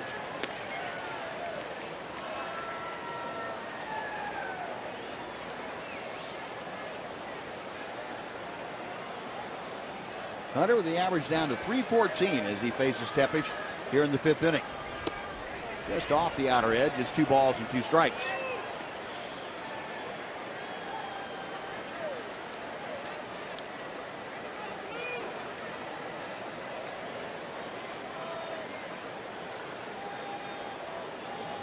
Torrey Hunter came into this game tied for 8th in the American League with his 50 base hits.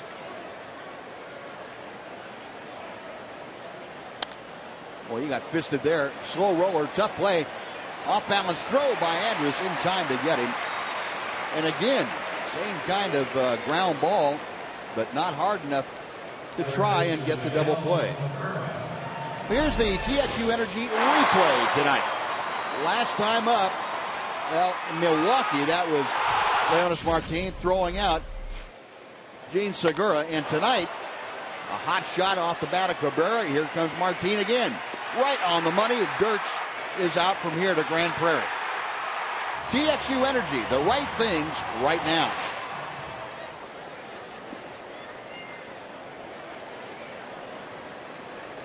Leonys Martin, quite a weapon for the Rangers, patrolling center field out there and throwing out people right and left.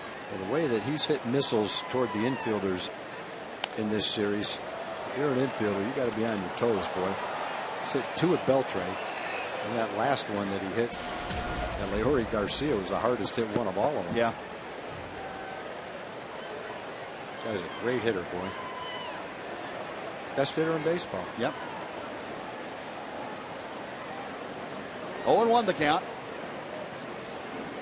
Tepish back to the plate. That ball's hammered down the left field line. It's going to be a fair ball and off the wall. That will score Dirks. Going into second with the throw not offline is Miguel Cabrera, and the Tigers take a 1-0 lead.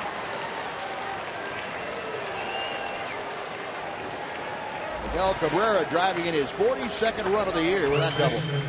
Yeah, basically the way he's swinging the bat, if you make a pitch that he can hit, you made a mistake. Hanging breaking ball. Yep. The only thing about that is at least it stayed in the ballpark.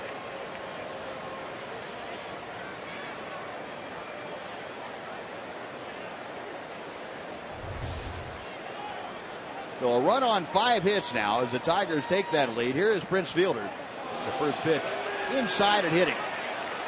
Just ticked off that front arm, and Fielder will walk down to first. As Tepish puts runners at first and second now for Victor Martinez. Well, if you have to trade off having Fielder at first base and Martinez hitting is a favorable trade. You have a potential double play right here now. That ball was in, but it wasn't that tough to get out of the way of that pitch if you really had to get out of the way of it. Mike Maddox with his 3rd visit to the mound tonight. Prince Fielder talking with first base coach over there, Rafael Belliard.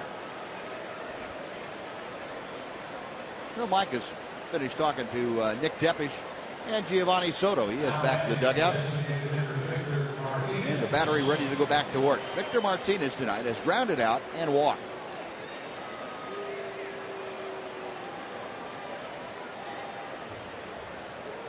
Giovanni Soto giving the defensive signs to the folks so they know what's going to go on.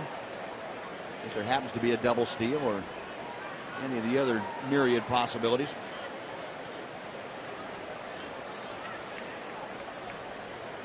Martinez, who missed the entire 2012 season, recuperating from left knee surgery, goes after the first pitch and fouls it off to the left. And again, Nick Tepish getting one up in the zone and getting away with it to Martinez.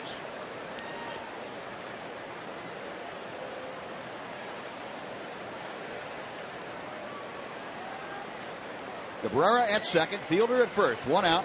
A run across here in the Tiger 5th.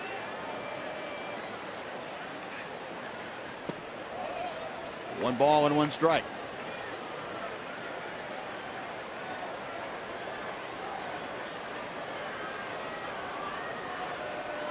Tepish got ready to throw his 85th pitch of the night. 50 strikes, 34 balls in the first 84. Right-handers ready, a check of second.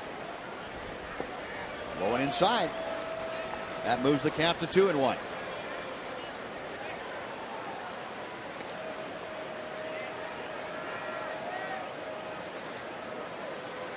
Tepish kind of stalking around the mound like he's trying to figure something out between pitches, and I think he's gone to about plan E or F by now. Yeah, he's just not quite spotting the ball where he wants to right now. A little frustrating for him. Yep. The 2-1. And the changeup missed away. It's 3 balls and a strike.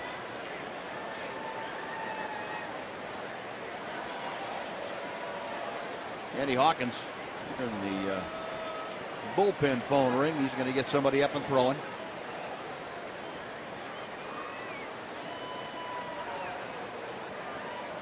Tepish sets. And a ground ball wide of first into right field, a base hit. Stop sign put up at third for Cabrera as Cruz gets to the ball quickly. And a base hit that loads the bases now with 1 out. And Alex Avila is coming to the plate. Joseph Ortiz, the left-hander, up and loosening in a hurry. So 3 hits and a hit batter have produced a run and threatened more here with only 1 out and the bases full. Avila 0 for 1 officially. Rounded out and walked his last time up.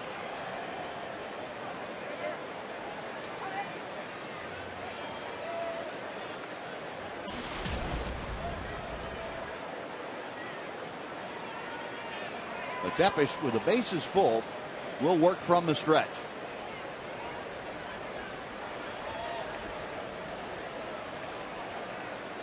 Right-hander has the sign he wants for the first pitch to Avila. And he drops the breaking ball in for strike one. Well, Avila in 2011 made the All-Star team, hit .295, 19 home runs, drove in 82 runs. Last year he dropped down to .240. Home runs were down, RBIs are down. This year, off to a slow start, hitting .189. Way inside, 1 ball, 1 strike.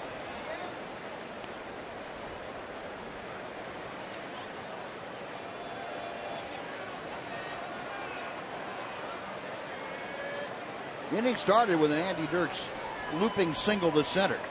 Torrey Hunter grounded out, but then Miguel Cabrera drove a vicious line drive off the wall in left field for a double. That produced the run. Prince Fielder was hit by a pitch. Victor Martinez single. And ball 2 is low to Avila. It's 2-1.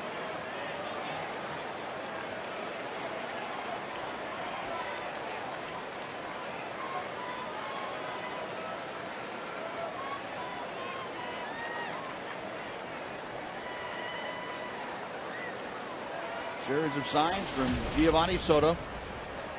Tepish picks out what he wants. A rip and a foul tip into Soto's glove. It's 2-2.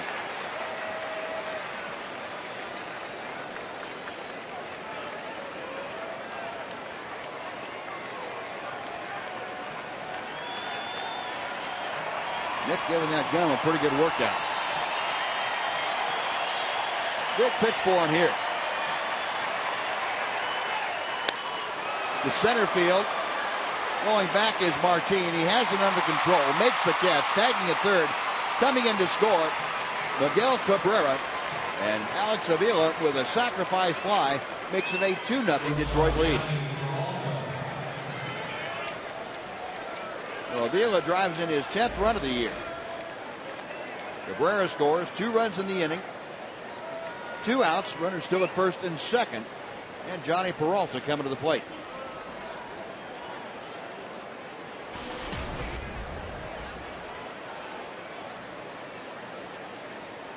Peralta, you see, walked in the second. Last time up, he flied out to center field. Fielder the lead from second. Martinez away from first. And the first pitch drops into the outside corner for strike one. Peralta currently hitting at .324.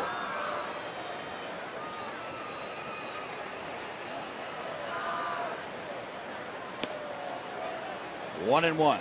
You know, if you can keep them from scoring another run right here, at least you've avoided the really big inning. That's what the Tigers couldn't do last night. The Rangers put up a 7-run inning. The Tigers in their third inning got a couple of sacrifice flies, but didn't get the big hit to kind of put the knockout punch on Yu Darvish early in the game. And so if you can get out of this with only 2 runs scoring, Rangers are, well, they're pounding the ball. They're right in the middle of this game. Just don't want to have it become a big inning. Right. 1 ball and 2 strikes as Tepish gets the foul ball.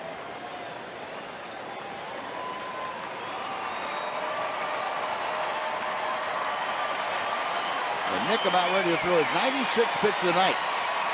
And the fans here trying to start some support for Nick Tepish. The 1-2.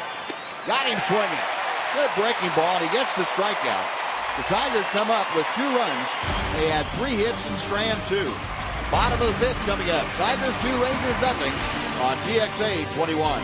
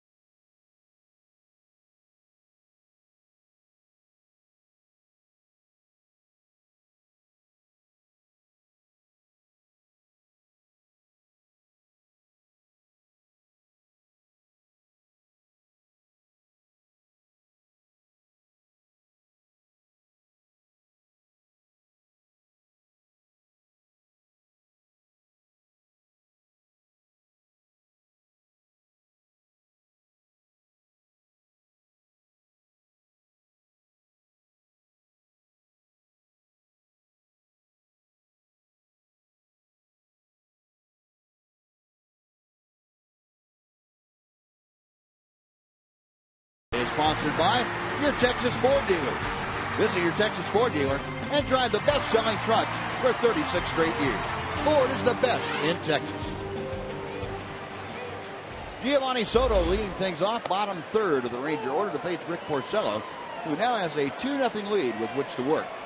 And Porcello pours in strike one. Soto struck out to end the Rangers' second inning. The Tigers bunch together 3 hits and a hit batter and score a couple times. Pitch Ben Soto back, 1 ball and 1 strike. Rangers trying to answer here in their half of the fifth.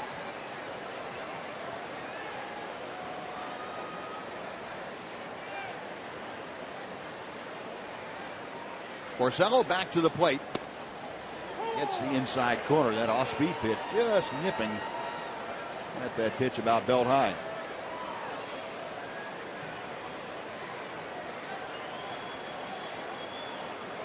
Giovanni, a 173 hitter as he faces Porcello leading off the Ranger fifth. That's off the plate inside. A tailing fastball to make it 2-2.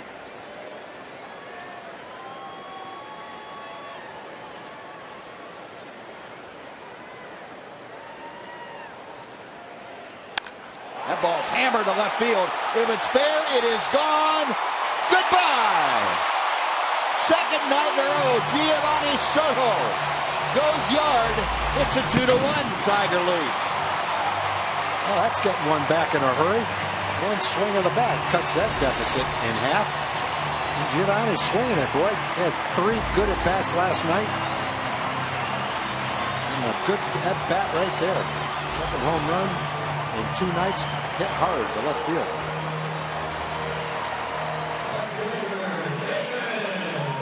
Giovanni turned around that 2-2 pitch. Well, that's the one you have to turn around. It was the sinker that didn't get down where he wanted it to. But not a terrible pitch. It's on the inside part of the plate. But he didn't get jammed. He used his hands nicely on that one. Got the good part of the bat on it. Just barely kept it fair down the line. 0-1 pitch to David Murphy. Tapper over the mound. Charging is Peralta. Murphy retired for the first out here in the 5th inning. 370 feet the tail of the tape on Giovanni Soto's drive. Now Leonis Martin will step in. Martin plugged the right center field alley. His first time, a 1-out triple and was stranded at third.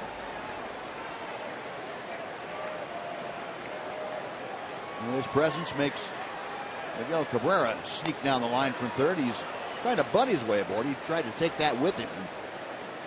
Butted it foul for strike one. Well, Leonis has done a lot of work before batting practice, coming out early. He and Elvis Andrus and Craig Gentry and all the speed guys working on bunting at least once a week, if not several more times than that. Best bunter the Rangers ever had, bunting for a base hit, maybe not the best ever, but one of them was Gerald Laird. Yeah. And one year he bunted about 8 base hits down the third baseline. Well, you're right. There's been a number of times if the Ranger bunter could have gotten it down, they would have had a base hit. They just didn't get it down in fair territory or bunted it too close to the pitcher. It was still a work in progress. That pitch is outside. It's now 2-1 to Leonis. Well, certainly with the speed that the Rangers have, the 3 or 4 guys that are working on this stuff, if you get one of them to lay down some quality bunts, that's a big plus. Out of play to the left, then the count is even at 2-2. Remember when Julio Bourbon, now with the Cubs, you first came up, he dropped down a couple of bunts and beat him out, and all of a sudden he's able to bring the infielders in to slap the ball by him there. Yeah. Changes the whole dynamic of defensing the guy. The 2-2 from Porcello. The center field, Kelly coming on, and he gets there in time. That ball hangs up for him. That is out number 2, and Elvis will come to the plate.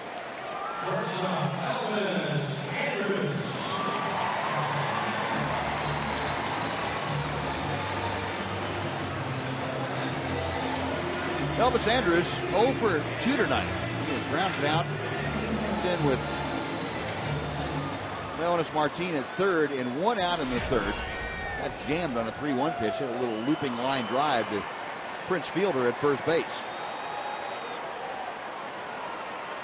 First pitch to him.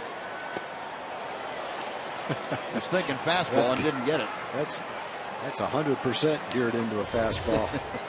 But whoops, there it curves. Oh, darn. That's not fair.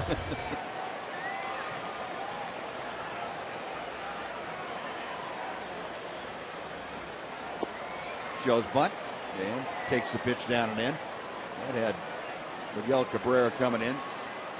That's the third baseman always keeps coming after the pitch is thrown, so that the hitter thinks that he was further in toward home plate than he really was. Cabrera wasn't even close to the bag when that ball got to home plate. A good low strike, and it's 1-2 to Elvis. That's the one Elvis was guessing for on the first pitch. Yeah. Would have been in pretty good shape if he got it.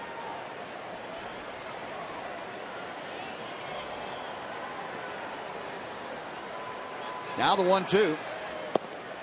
Laid off that breaking ball. Good job by Andrews to get the count even. 2 balls, 2 strikes.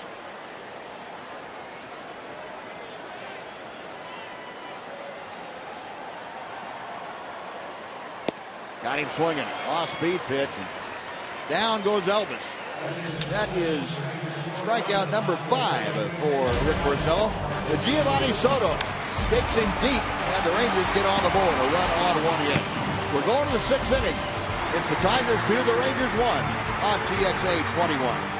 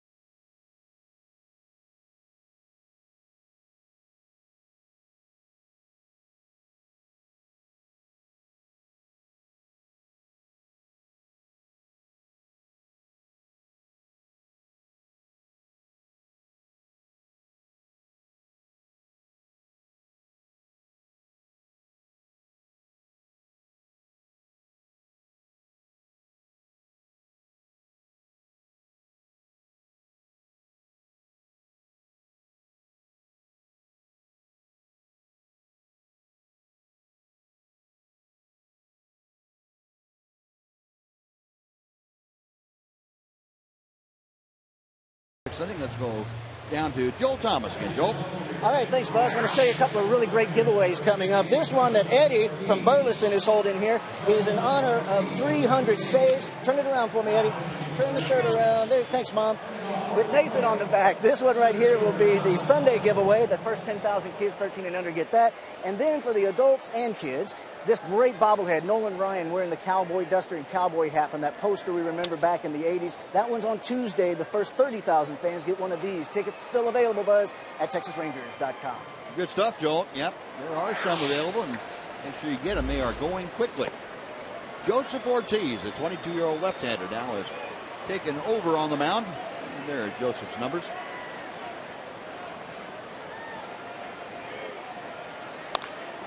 Ground ball deep at first.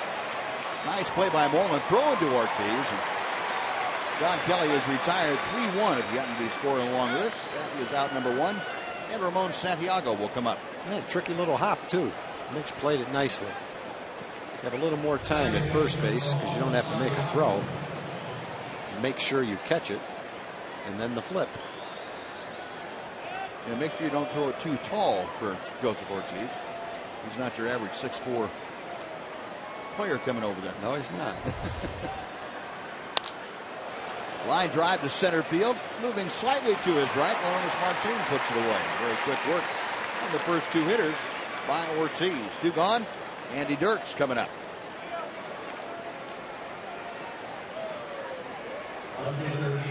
Ortiz last worked against Houston, so it's been 6 days since Joseph got in the ball game. Worked 2 innings down there in Houston. Had 3 strikeouts and the good work on that Saturday afternoon. Giovanni Soto talking to the left-hander. See if they can get their communication straightened out for what they want to do with Andy Dirks. Dirks has singled each of his last 2 times to the plate. Season average now at 266.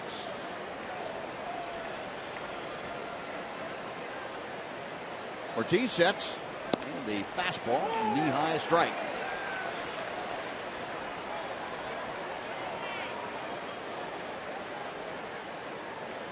Left-hander back to the plate, missed with the breaking ball.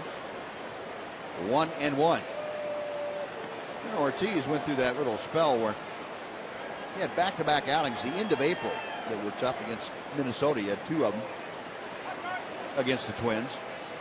And then had one little blip in Houston where he gave up a couple of runs the day before his last outing. Other than that, he has really been good. One hopper out to Elvis. And that'll do it. Oh, a very quick 7-pitch inning for Joseph Ortiz and the Rangers. Tigers out, Rangers coming up in the bottom of the 6th, trailing 2-1 on TXA 21.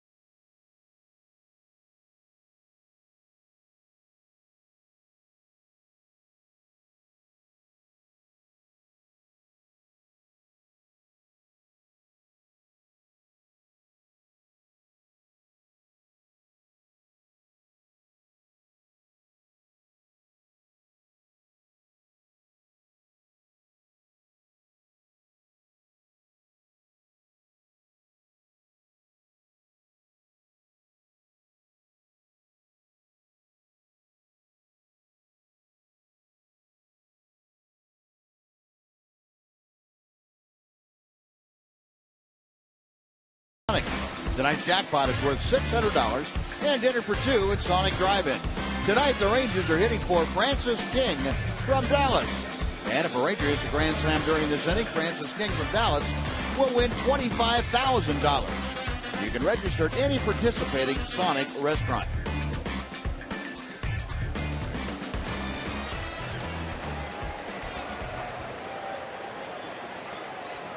Leori Garcia, the number 2 man in Ron Washington's order of things tonight.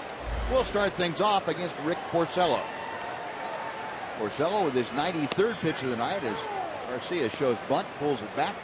It is strike 1. Leori, a line drive to left and a strikeout.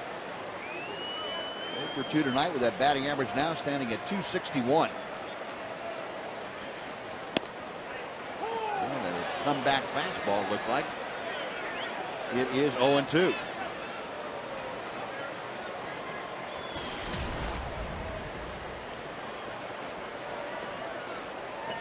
In case you missed it and wondering about Ian Kinsler, he was given the night off. He had some residual soreness in his upper chest after getting into the bag at third base last night. Swing and a miss, and the strikeout is completed on the throw to first base. So Garcia strikes out for the second time. One away, and Lance Berkman coming up.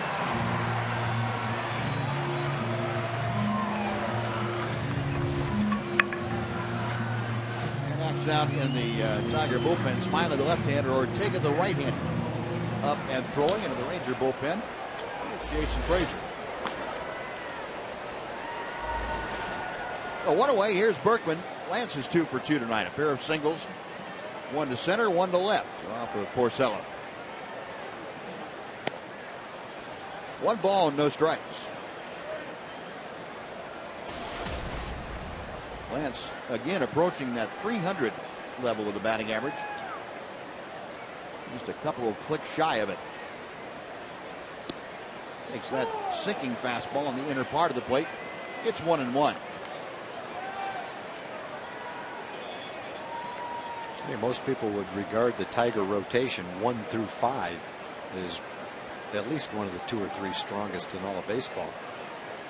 Especially if you want to say that Porcello is going to be pitching like this the rest of the year. He's throwing the ball well tonight. Yes, he is. Berkman gets fisted and grounds out to Peralta, 2 away. Well, folks, online voting is now going on for the 2013 MLB All-Star Game, which is in New York. And you can cast up to 25 ballots at TexasRangers.com. Help send your favorite Rangers to this year's All-Star Game by voting early and often at TexasRangers.com.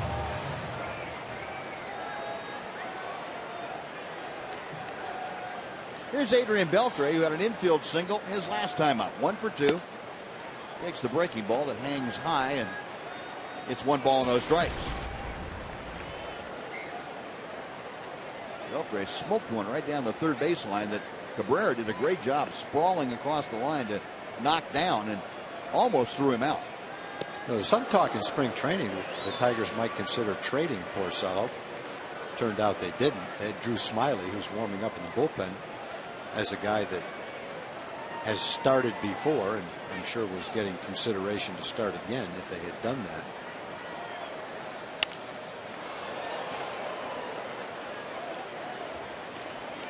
Well, needless to say, there were a lot of people interested in talking about Porcello.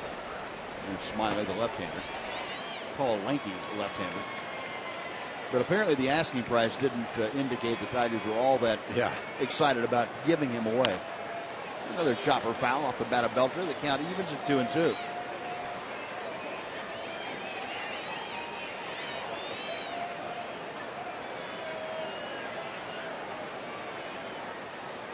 Two to 1 Tigers. There you go. He's pretty excited. Yes, he is.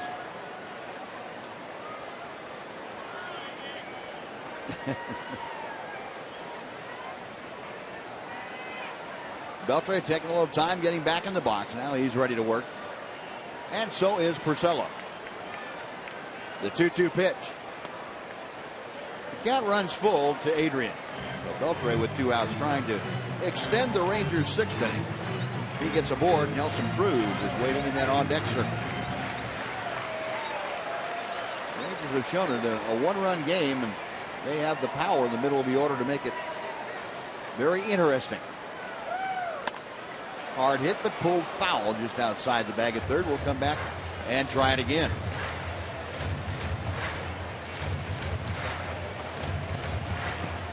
Cabrera now playing a couple feet foul territory.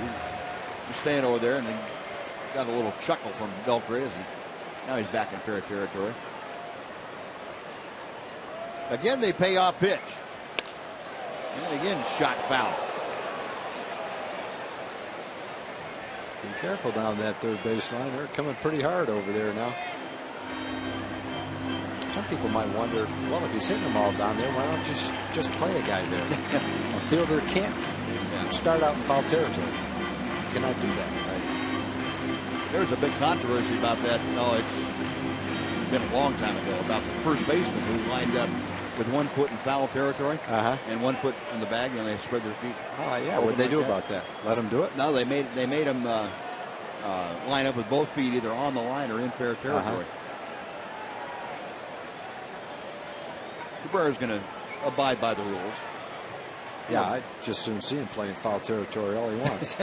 Catch a ground ball over there, it's nothing but a foul ball anyway. Again, the 3-2 coming. And it's ball 4. Adrian works the 2-out walk. So he is aboard, and Nelly Cruz coming to the plate. Well, this is the most pitches that Porcello's thrown in a game so far this year. And it looks like, according to Jim Leland, he has reached his limit for today. 105 pitches according to our pitch tracker, and Leland asks for the ball. Porcello obliges, and the right-hander will be finished. He will not pitch to the go-ahead run here in the 6th inning. So he is finished after 5 2/3. Ortega on his way in, and while he comes in to warm up, we'll take a timeout. Back right after this on TXA 21.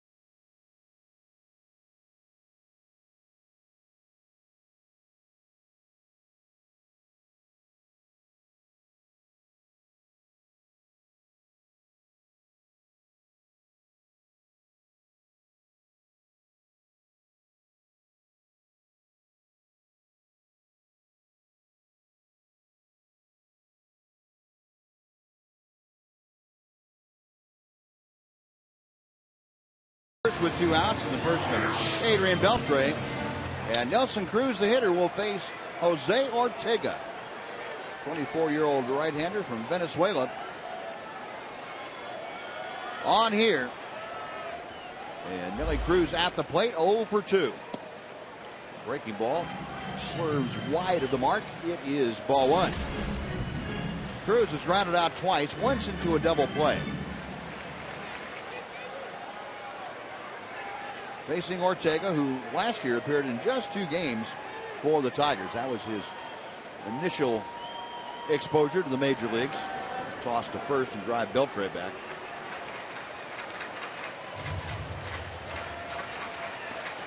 Adrian drew a 2-out walk. That was the last, but Rick Porcello was allowed to work here. It's given way to Jose Ortega. Right-hander set. The 1-0 pitch. That is high. 2 balls and no strikes. Big time fastball from the kid. 96 miles an hour. Ortega called up on the 1st of May. Last work against the Astros 4 days ago. 2-0 the count. And Ortega will drive Beltre back. American League home run leaders, 4 of them at the top of the list, including Nelson Cruz, Chris Davis, Encarnacion, and Reynolds round out the top. Off the end of the back to center field. Long run in for Kelly. He can't get there. Beltre around second will motor into third.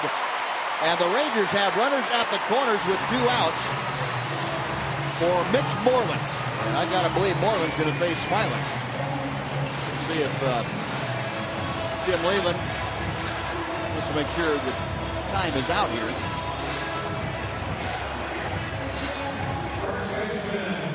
No, he's not. He's going to stick with Jose Ortega. That was one of those tough plays for a center fielder.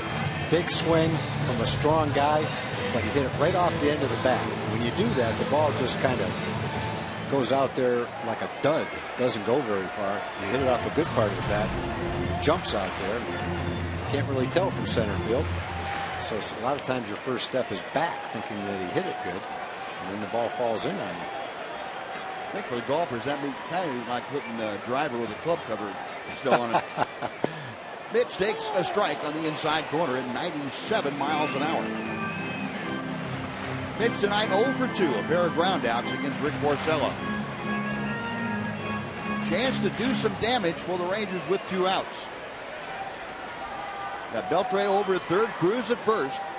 Rangers trailing 2-1.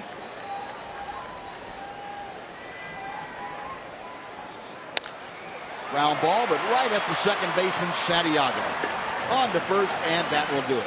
Well, the Rangers make some 2-out noise, but Ortega gets the job done. They strand a pair. We'll go to the 7th. Tigers 2, Rangers 1. GXA 21.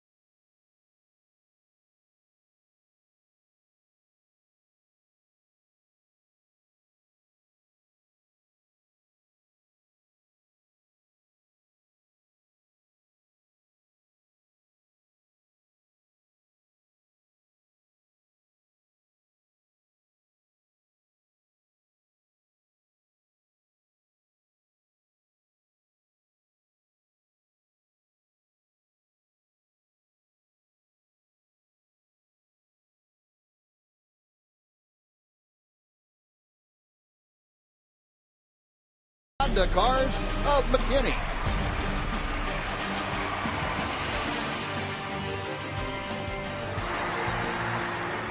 Well, Rod Washington has called to the bullpen again, and he has come out with Jason Frazier, the 35-year-old right-hander, to come in and pitch the 7th inning. Buzz, we got an update on Eric Josephson's Twitter account. Oh, okay. Before last night, he had 0 followers. After last night, he had 1. And after tonight, he's up to 191. Wow. Amazing what a little free advertising does. Sure is. Now he's got the pressure of coming through with some pretty clever posts. Think that's going to happen? Posts, maybe. Clever? I don't know. Here are your numbers on Jason Frazier. Jason last worked 3 days ago against Oakland. 2/3 of an inning out there. On here to work to Torrey Hunter to start things off. First pitch is wide for ball 1. Hunter, 3 out of the 11 in his career against Jason Frazier. Torrey tonight, you see 0 for 3 all 3 times he has grounded out. Ripping a foul back to the screen. A ball and a strike.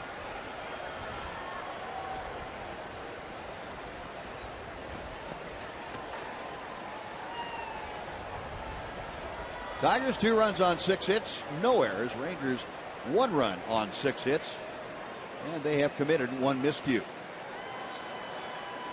Frazier back to the plate. Drops that off-speed pitch over the outside corner. It's 1-2. Good changeup.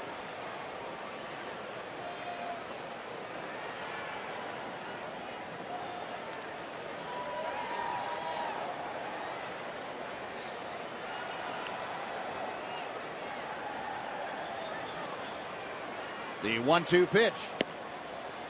2-2 now.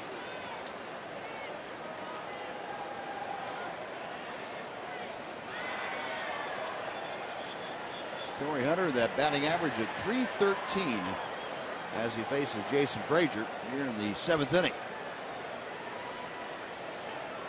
Right-hander's ready. Hit in the air to right field. That chases Cruz back. Nelly still going back. At the wall, makes the catch and bumps into the padding. I think that might have carried a little further than Nelly thought it was going to, but he stayed with it and made a nice running catch. Yeah, a couple of innings ago there was no wind. Now the wind's blowing in, which creates a little bit of a jet stream effect. Might have helped that ball a little bit. But Nelly doesn't yield to the wall this time. Catches it. A little mild face plant into the wall, but most importantly, one out. Not nearly what Bryce Harper did to himself the other day. He acted like he didn't think there was a wall there, and he was in a 100-yard dash. Miguel Cabrera. Perfect night going for the big slugger. He is 3 for 3. 2 singles, a double, and an RBI. Now hitting .378. Check swing, and that pitch just a little bit low. It's 2-0. Jason Frazier has not had a whole lot of luck against Miguel Cabrera. Cabrera is 5 for 9 against Frazier with 2 doubles.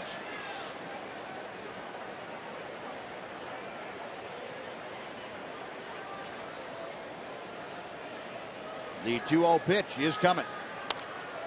Chopper foul outside of third, and it moves the count to 2-1. Well, that's about all you can do right there. He threw him a 2-0 changeup out of the strike zone and hope that he swings at it. And right now, the way he's hit the ball the last 4 or 5 times up, everything has been just a rocket. Let's see how you can throw him a strike.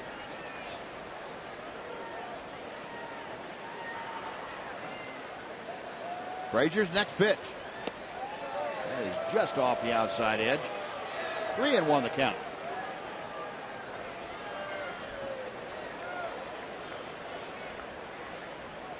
He's not throwing him a strike. No. The way the Cabrera is swinging the bat right now, they're much better off, I think, being that careful with him. That's out of play to the right. That pitch is probably off the plate, I would think. Yeah, not a fastball on 3-1.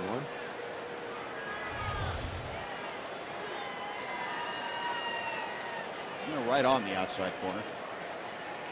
Maybe a little bit closer than Jason Frazier wanted it. Yeah, you could tell what he was trying to do, too. He's trying to hit that ball to right field. He wasn't trying to pull it. That's what he does. He's such a great hitter.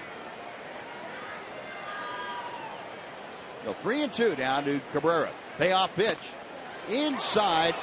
Well, if he'd been able to nail down the corner, he had Cabrera, who was looking out over the plate. Yeah, that's a good idea right there. Good try. Everything away. Tried to sneak one by him inside, but it was off the plate. So the walk to Cabrera, 1 out. Prince Fielder coming up, and Ron Washington wants the left-hander Robbie Ross to come in this situation. Well, Wash making the pitching change after Frazier gets an out and gives up a walk. He will leave with property at first base. Robbie Ross coming on, and we will take another timeout. Be right back to Rangers Ballpark in Arlington right after this on TXA 21.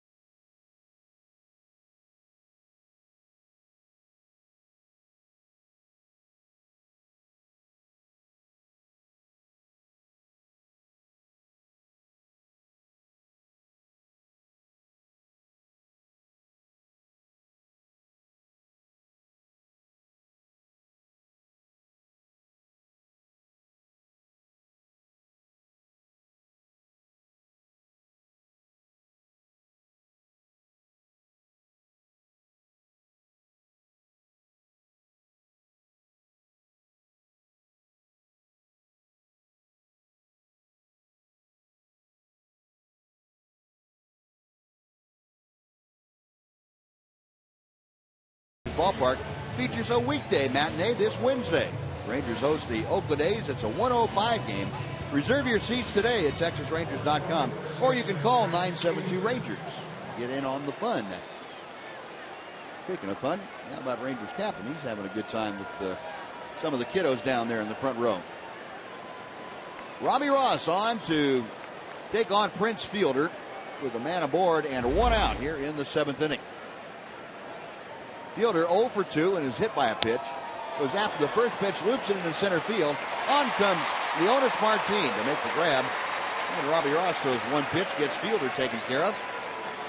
Now he will face Victor Martinez. Prince Fielder 0 for 3 heads back to the dugout. You know, I tell you how strong Fielder is. I thought that ball was going to drop in for a base hit as softly as he hit it, and it carried out to normal depth center field. He's pretty strong. Got the numbers on Robbie Ross. He has been lights out coming out of the bullpen. It's been a nice young combination, righty-lefty, Robbie and Tanner Scheppers. Martinez now turns around to bat from the right side against the lefty Ross and takes a strike on the inside corner. Martinez 1 for 2 this evening, singled his last time up. Also walked and grounded out. Cabrera at first, 2 outs in the 7th inning. Off the fist out to Garcia at second. He will throw to Elvis at the bag. Force play removes Cabrera and retires the Tigers. After 6.5, it's the Tigers 2, the Rangers 1. Now please join Chuck Morgan as he introduces God Bless America. To the men and women of the armed services, both at home and around the world. Tonight we invite you to join in singing God Bless America with Exalt.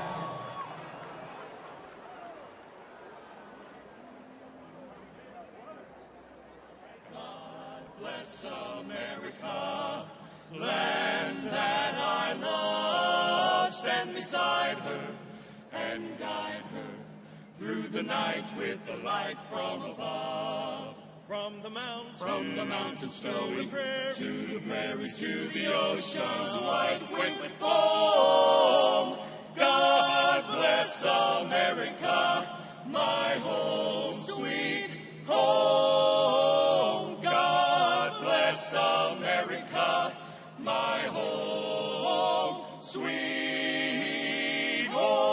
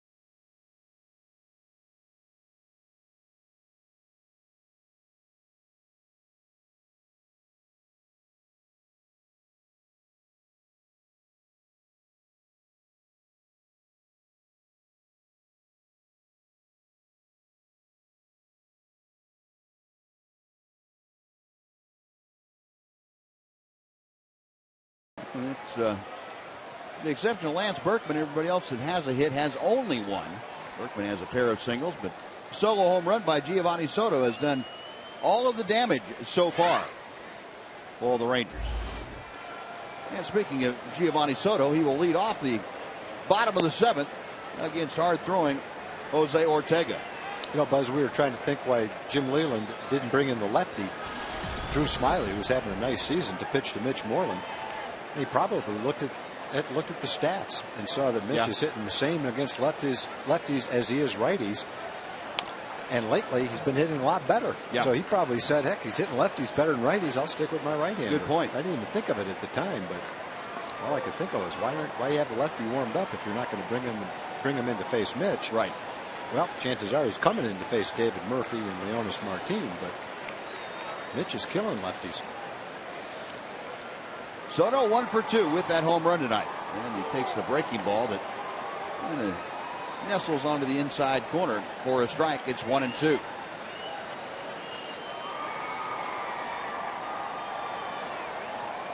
Hits are even at 6. The Tigers got both their runs in the 5th inning. And breaking ball low. Rangers scored their run in the bottom of that inning. Giovanni Soto wrapped one right around the foul pole down the left field line for his 2nd home run in as many nights. 2-2 the count.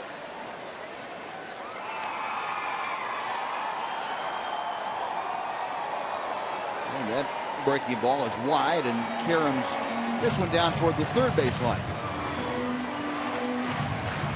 Count has gone full, so Giovanni trying to get aboard to start the Rangers 7th. He'll be followed by David Murphy.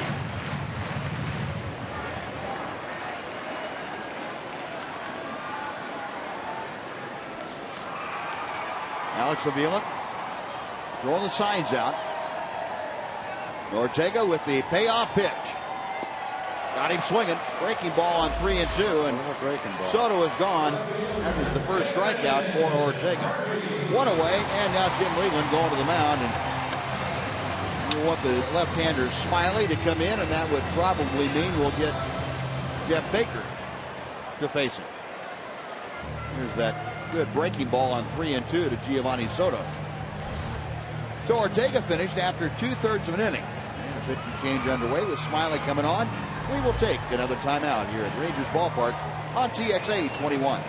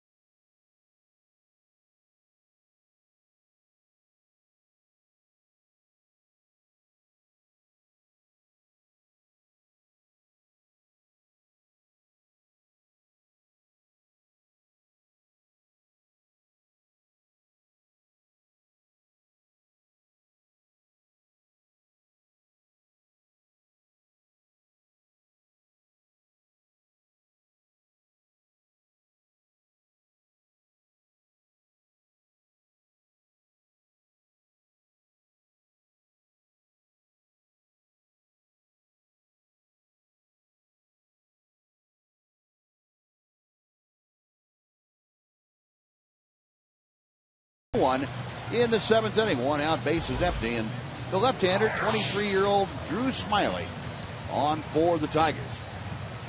Having a nice season for Jim Leland out of the bullpen. Nice ERA below 2. Opponent's batting average right around 200. Smiley has done a pretty nice job when he's been in the rotation too. Got nice depth in their starting rotation. Verlander, Pfister, Sanchez, Porcello, and Scherzer form a terrific group of 5 starters, and then to have Smiley in the bullpen as a potential spot starter, 6th starter. Pretty nice assortment of solid starting pitching for the Tigers. And Smiley will face Jeff Baker as a pinch hitter. So Baker coming off the bench, taking over for David Murphy. Smiley's first pitch is a knee-high strike. It's 0-1. Baker hitting .350. 4 home runs, 7 RBI.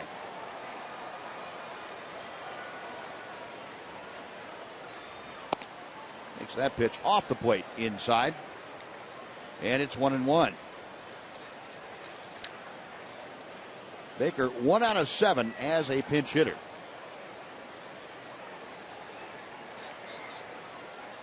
Smiley back to the plate. Fires strike 2. Got a nice easy motion and pops 92 out with not much of an effort.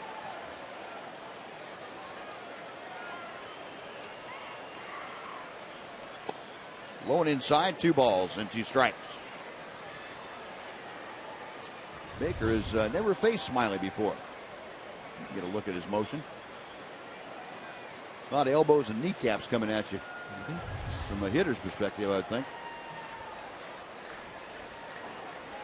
Now the 2-2. Got him swinging. And Baker gone on strikes. That is the second out. And now Leonis Martin being called back.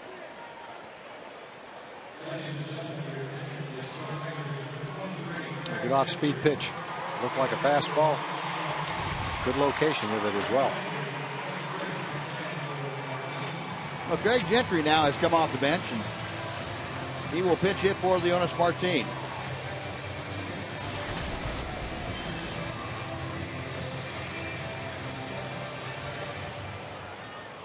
But Greg at .239, a home run, 7 driven in. Gentry 1 out of 5 as a pinch hitter this year, and this has been pretty much the MO for the Rangers, whether it be a right-handed starter or a left-handed starter. When the change is made, say from the 6th inning on, almost always the opposite number, whether it be Gentry for Martin or Martin for Gentry. Same thing, Baker and Murphy. Ron Washington has pulled that most of the time of late. A ball and a strike to Craig.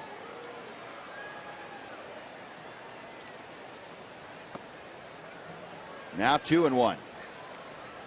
Gentry 0 for 2 against Smiley.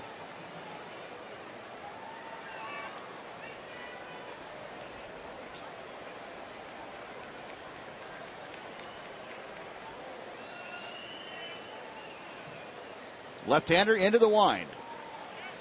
And the pitch very high. It is 3-1. Go with 2 outs now. Gentry and his good speed trying to get aboard. He's able to. Then he go back to the top of the order. That means Elvis Andrus.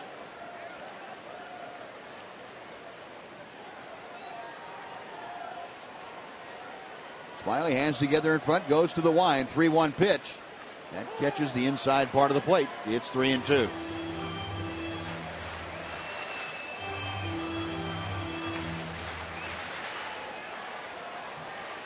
Gentry settles back in. Smiley reading the signs, and the payoff pitch on the ground behind third. Long throw by Cabrera. The tag now, he missed him. Safe on the throwing error by Cabrera. Craig Gentry is aboard with the tying run and 2 outs here in the 7th inning. Yeah, that's underestimating Gentry's speed or not knowing what it is. Cabrera has a strong arm. He makes the play in plenty of time. He just takes a little bit too much time right there. Doesn't give fielder any chance to make the tag at first base. Get rid of it immediately. Fielder might have been able to slap the tag on Gentry, who runs right by him. Well, the first error tonight committed by the Tigers, and they came into the game this evening 2nd in the American League in the best fielding percentage. That is their 14th error. Well, we'll see if Gentry now can read Smiley effectively enough to get the stolen base. And first ball swinging. Long drive, deep right center field off the bat of Andrews, but it's run down by Don Kelly. Well, Elvis gave it a ride. He sent Kelly into deep right center. Rangers are gone. We'll go to the 8th inning. 2-1 Detroit on TXA 21.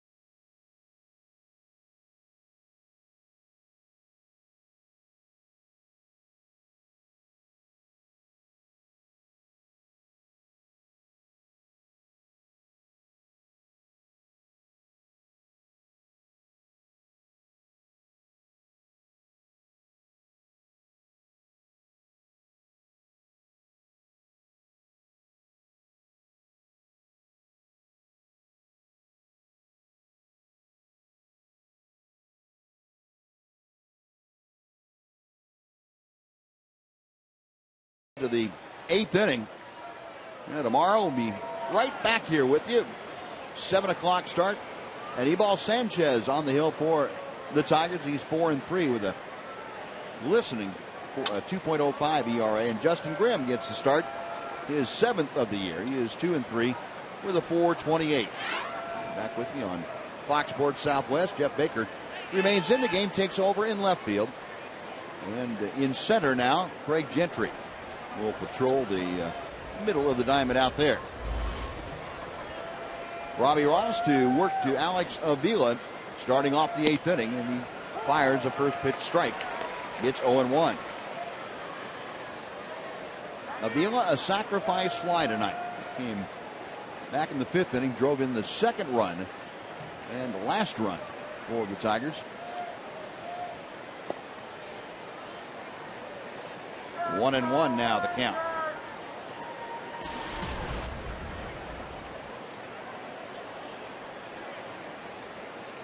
Avila, the catcher, and hitting 6th. To be followed by Peralta and Kelly here in the Tiger 8th inning.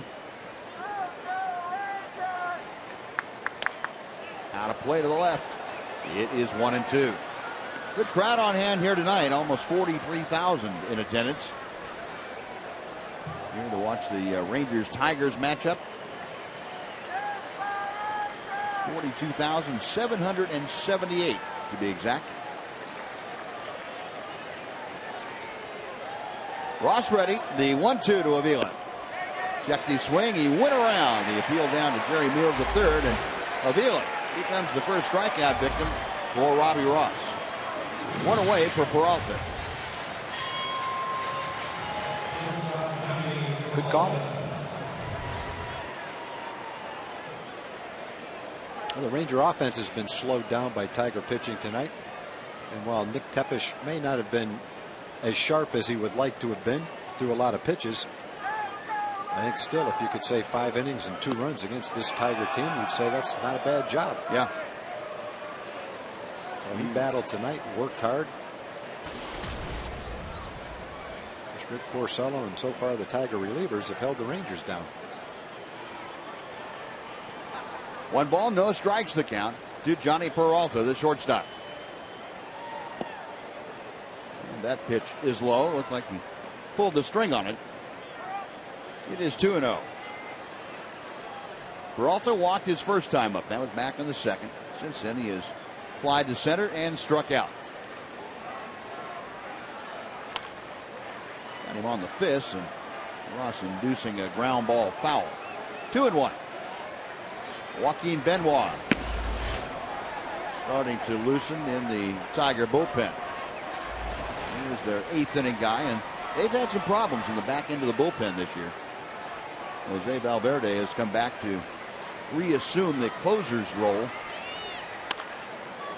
Hard hit ground ball, but foul outside third. It is 2-2.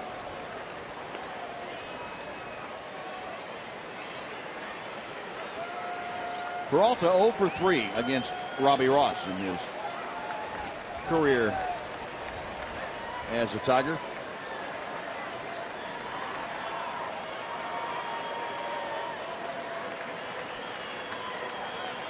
Ross comes set. Tried to drop the breaking ball in and just missed. Well, that'll run the count full, and look how close this one was. Close enough. Close enough to be in the bottom of the strike zone. Didn't get the call, though, and the count's gone full, 3-2. Adrian Beltre snags it off to his left. That's out number 2.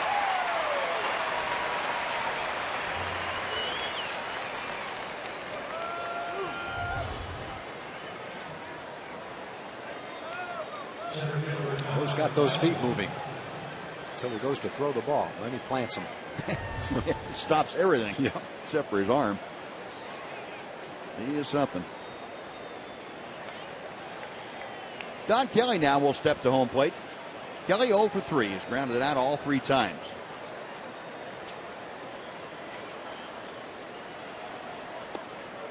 And the first pitch is a strike at the knees. Robbie's gotten 4 outs on 14 pitches. the 0-1. It is 0-2. Robbie heating it up a little bit at 93.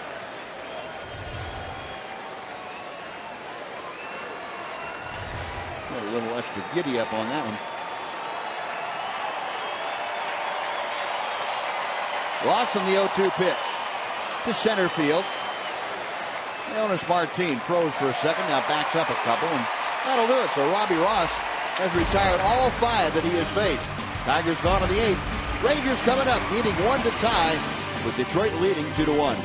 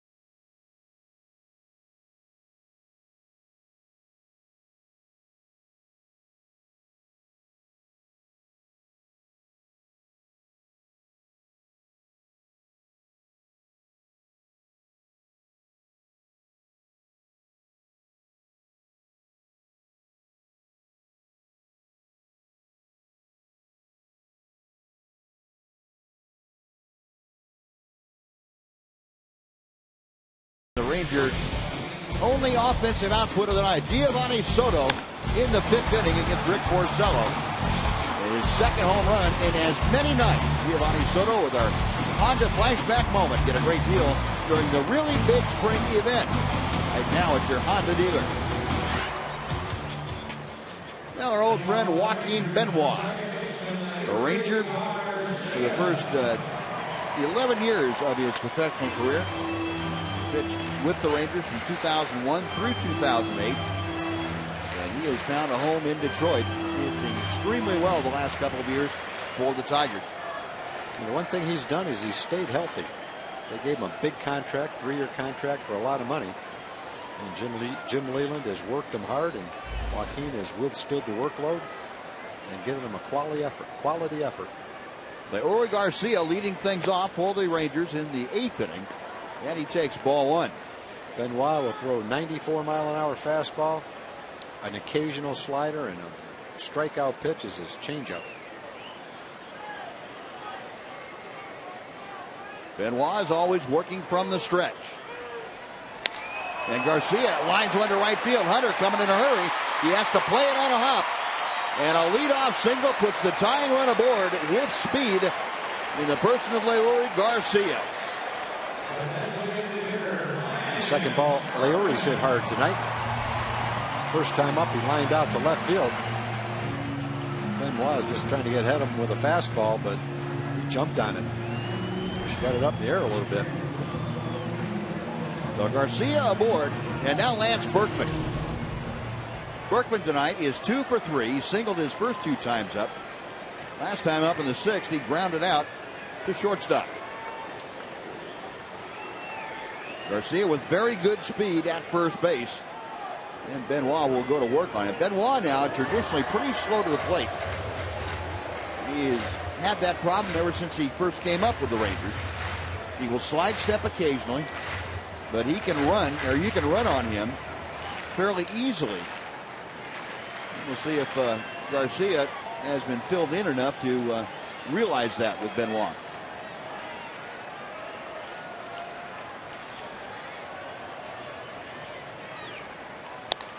Berkman popped it up.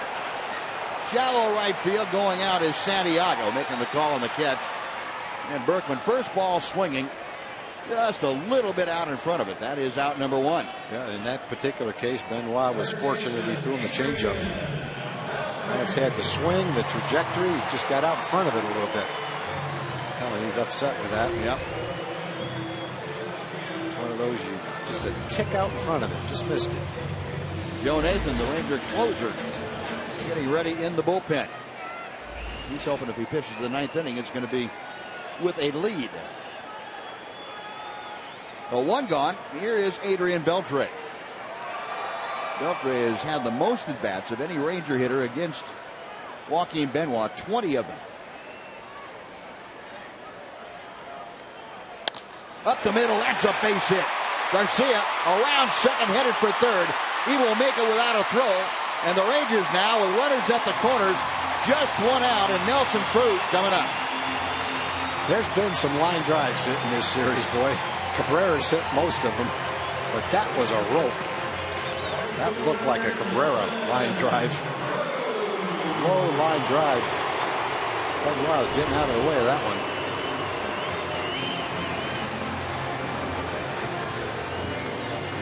The Rangers had a man on third and one out in the third. First and second, no outs in the fourth.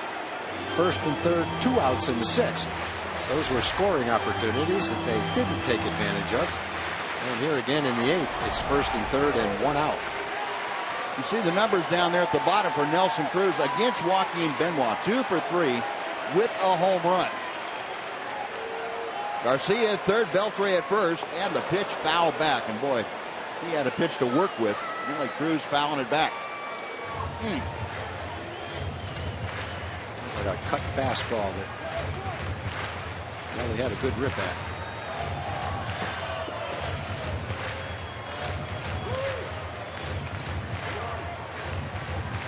One out. The tying run at third. The go-ahead run at first in the eighth inning. Benoit okays the sign and sets. The 0-1. Now Cruz down in an 0-2 hole. It's a changeup. Good location with both of the first 2 pitches. Tough situation. Got a strikeout pitcher. 0-2. Benoit 24 strikeouts in 18 innings.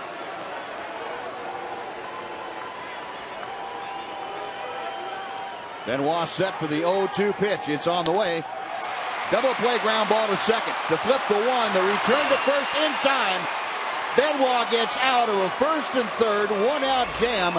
A double play ground ball off the bat of Nelly Cruz. The second one he has hit into tonight. Rangers gone in the eighth. No runs on 2 hits, 1 left. We're going to the ninth. 2-1 Detroit.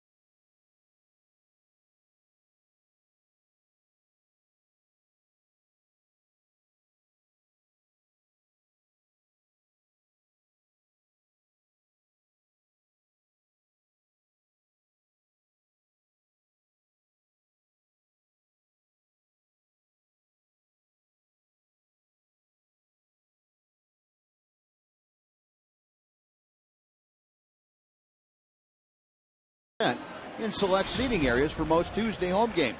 Next Tuesday home game coming up May 21st against the Oakland A's.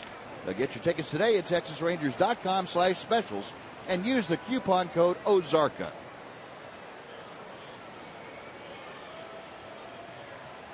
Ramon Santiago starting off the ninth inning against Robbie Ross. Takes the next pitch from Ross down and in. It's 2 balls and no strikes. Santiago 0 for 3 tonight. Ross back to him, misses inside. And the count is 3-0. Robbie Ross has retired all 5 hitters that he has faced so far, but he has fallen behind Ramon Santiago. And he misses low for ball 4. A leadoff walk here in the ninth inning. And when you're talking about the Tiger lineup, that is never a good thing to walk the number 9 man. And it's going to bring a visit from Mike Maddox. Kind of slow things down here and let Robbie take a moment, get a breather, and refocus himself. Meanwhile, a pinch runner going to be Omar Infante coming off the Tiger bench. He will take over at first for Ramon Santiago.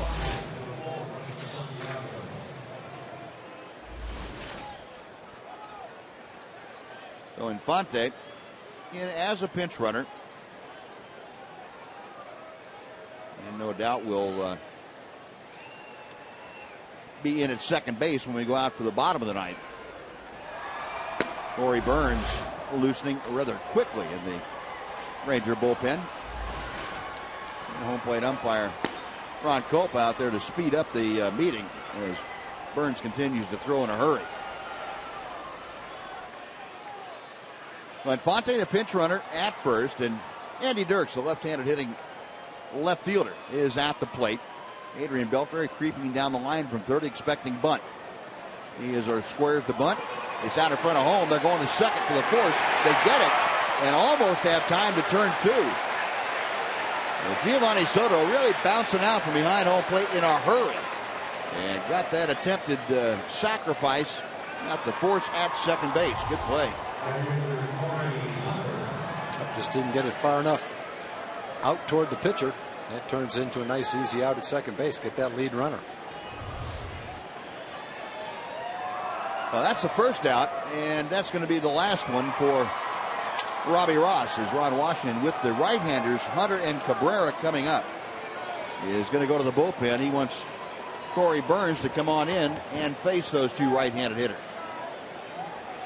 Burns, who was recalled from AAA yesterday prior to the game, worked an inning last night, and he'll be brought into a difficult spot here in the ninth inning. And runner at first, 1 out, and Hunter and Cabrera coming up. Burns coming on? Well, he does. We'll take a timeout right back after this on TXA 21.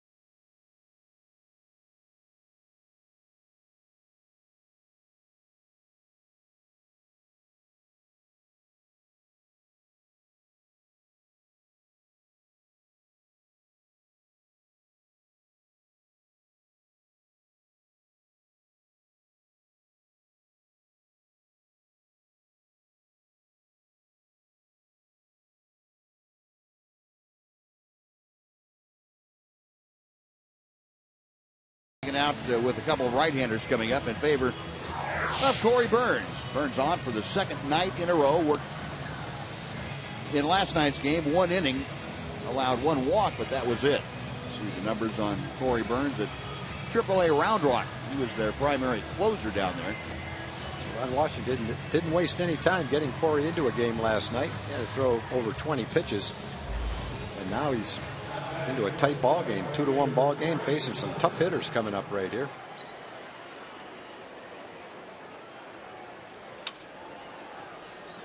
And Michael Kirkman starting to loosen in the Ranger bullpen. We're looking down the lineup to probably Prince Fielder. 2 hitters down the way. First, though, it's Corey Burns facing Torrey Hunter. And a toss to first will drive Andy Dirks back. Dirks tried to get the sacrifice bunt down, but didn't get it far enough away from Giovanni Soto, and he got the force out at second. So Dirks taking the place of Omar Infante at first. Burns to the plate, and the pitch is high for ball 1. Last night, Corey came on and faced Avila, Peralta, Kelly, and Infante. Did not face the top of the order for the Tigers, and that's where he is here tonight. Corey, the 25-year-old, came over from San Diego. Saw his first major league action last year with the Padres. Pretty much a fastball changeup specialist. He has a dandy changeup.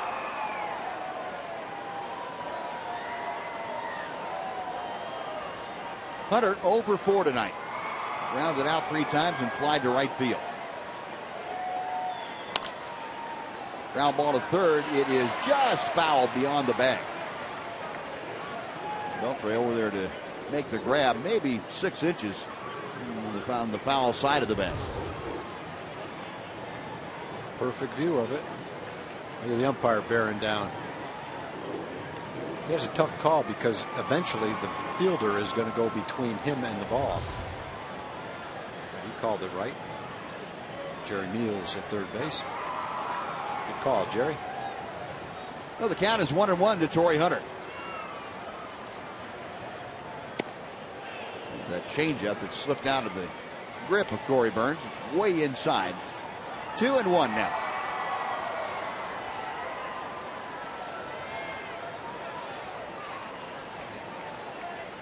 Hunter checking down at third base.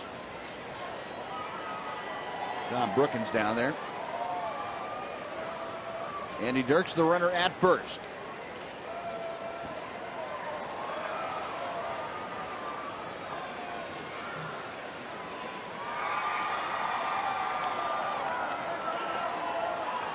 Dirks, as we mentioned, pretty good speed over there. He's stolen 4 bases without being caught this year. And Hunter skies one to medium right center field. Nelly Cruz over to make the grab. Back to first goes Dirks. And now Cabrera coming up, and Mike Maddox is going to go out and make sure everybody knows what they want to do with Cabrera. Corey Burns kind of looking around like, what are you doing coming out here? I want to make sure you understand we do not want to let Miguel Cabrera hurt us in this situation. And if you can pitch around him without intentionally walking him, that's fine. If you can't pitch around him, we'll intentionally walk him. Basically, in this series, that means don't throw him a strike. Anything that's been a strike, he is hit hard. 3 for 3 tonight. 3 ropes and a walk in the 7th inning. And Mike's letting Giovanni Soto do most of the talking. He trusts that Giovanni Soto, being back there when Cabrera's come to the plate, knows exactly what has gone on. That conference is concluded. Ron Culp had gone out to kind of hurry things along a bit. So here's Cabrera, who is 3 for 3 with a walk. 2 singles, a double, an RBI, and a run scored. Dirks at first with a modest lead. And Burns comes to the plate. First pitch is a towering fly ball to right field. Near the line into foul territory, and the ball just creeping into the first row out of Nelly Cruz's reach. Hoping that would stay fair for Nelly to make the play. Catch and release. Thank you very much, sir. Make sure the right little guy gets it.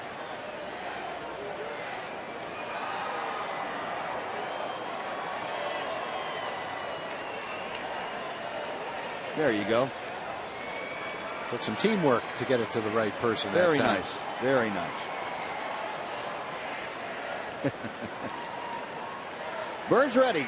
The 0-1 pitch on the way. Oh, good changeup. 0-2.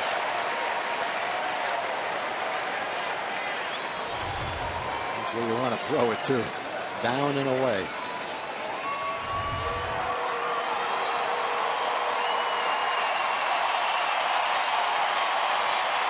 Crowd of nearly 43,000 imploring Corey Burns to get this out.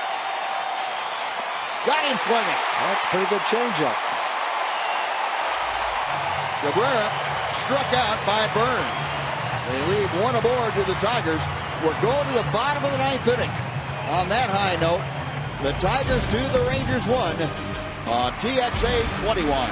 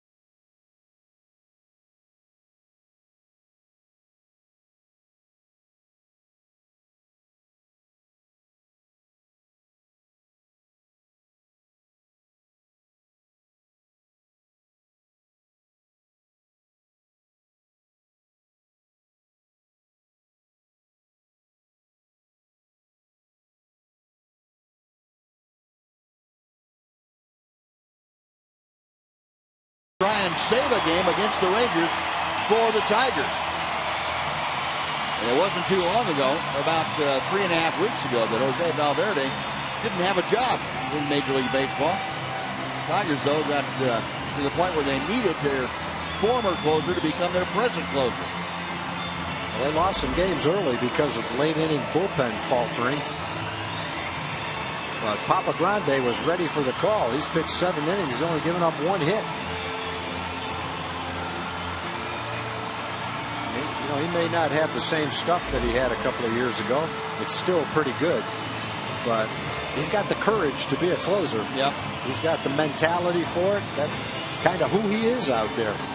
Very demonstrative. Pumps his fist. A lot of enthusiasm. See if Mitch can breed him a little base hit right here. Rangers have wasted 2 first and third 1-out opportunities. First and second, no out, and a first and third with 2 outs. So they had 4 pretty good opportunities to score runs tonight that they just haven't taken advantage of. Nelly hit the ball pretty hard to second base last inning with men on first and third. Unfortunately, it was right at the second baseman Infante who turned a double play. Tying run was at third base. So here we go. Bottom of the ninth inning, a 2-1 Tiger lead. Jose Valverde will face Mitch Moreland to start things off. Mitch tonight 0 for 3. And that's about as far overdue as he has been in the last 4 weeks. 1 for 4 lifetime against Valverde. And Mitch Moreland to start things off. Rangers with 3 outs to work with. They need 1 to tie and 2 to walk on out of here.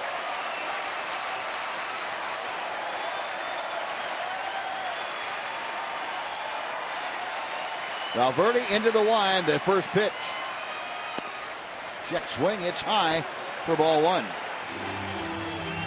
Valverde had his contract purchased from Single A Lakeland on the 24th of April. He still throws 94 miles an hour, too. That's going to be a very awkward looking motion if you're a hitter, too.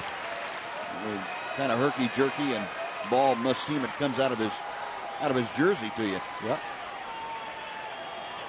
1-0 pitch to Moreland. And a good rip at that high fastball, and it's 1-1. 95 miles an hour. He might be throwing better now than he was the last couple of years. A lot of gyrations. And how much does the guy that does that on the mound bother you as a hitter? I know you're focused on the ball, but yeah, you try to block out all the movement and just focus on where he's going to let go of the ball. And if you can block it all out, then it won't matter too much. If you get caught up in all the movement and the herky-jerkiness, then it definitely can throw you off. 2-1 to Mitch.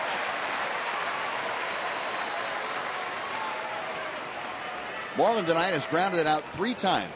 All 3 to the right side of the infield. Adrian Beltre and Nelson Cruz. Jonas Martin. And the whole group peering in from the dugout.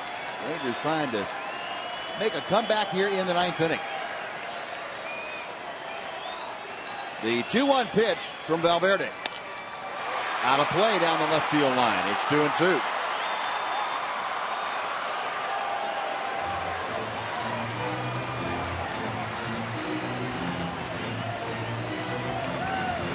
Keeping the ball away from Mitch, up and away.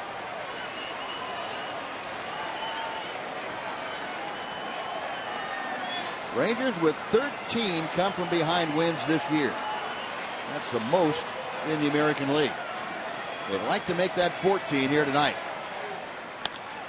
Moreland, little squib fly ball down the left field line. That's going to get back in the second row. And the count remains at 2-2.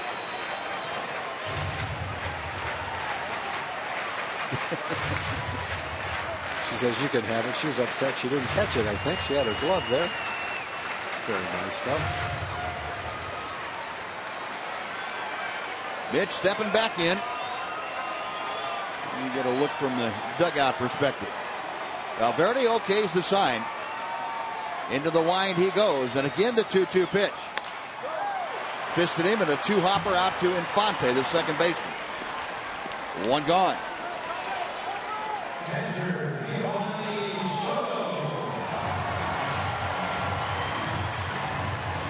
Valverde able to get that very important first out. Now Giovanni Soto, who has provided the sum total of the Ranger offense as far as scoring tonight is concerned, will step in. Soto is second home run in as many nights back in the 5th inning. 0 for 4, as you can see, against Jose Valverde. And earlier in the game, back in the 5th inning, here's what Giovanni looked like against Rick Porcello. Got that sinker about thigh high on the inner part of the plate and drove it right around the foul pole. The 0-1 pitch. 1-1.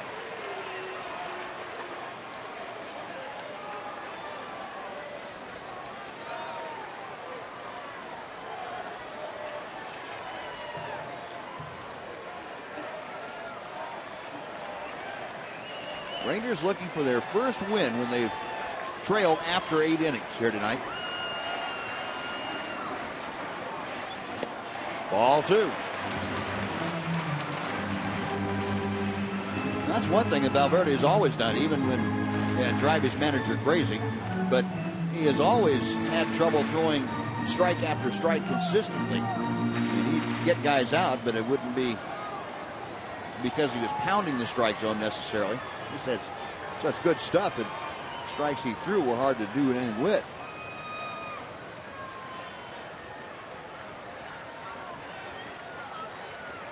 Now the 2-1 coming to Soto. Outside, 3 balls and a strike. But Giovanni trying to get aboard. Jim Leland And I've been here before with this. Soto to be followed by Jeff Baker.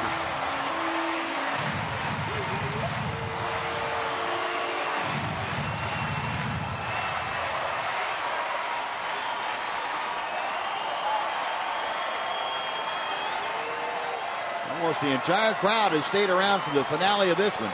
Fireworks after, and they hope for a little earlier version for fireworks here in the 9th inning. High ball 4, and the tying run is aboard after the 1-out walk. The Rangers have had 4 good opportunities to score other than the home run that Soto hit. Hopefully they'll take advantage of an opportunity right here.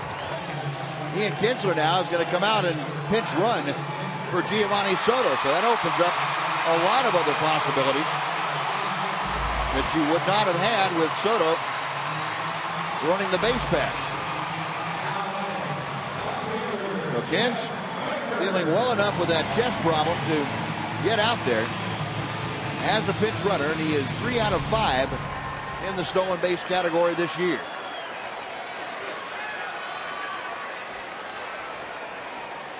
Baker came on in the 7th inning as a pinch hitter and struck out. Ground ball to the right side. Flag down. A nice play by Infante. Had only one play. That was to get Baker at first. But on the play, Ian Kinsler gets to second. So the Rangers have the tying run in scoring position with 2 outs. And Craig Gentry coming up. Almost shot it into right field for first and third. But Infante made a nice play. Right in the tip of his glove, he was able to snare it.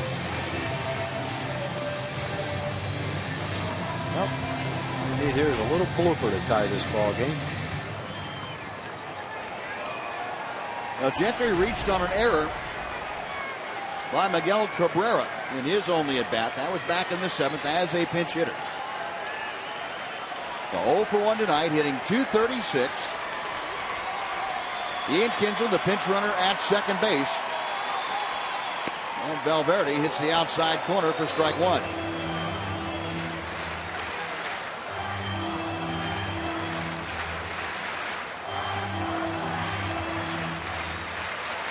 Kinsler, the pinch runner.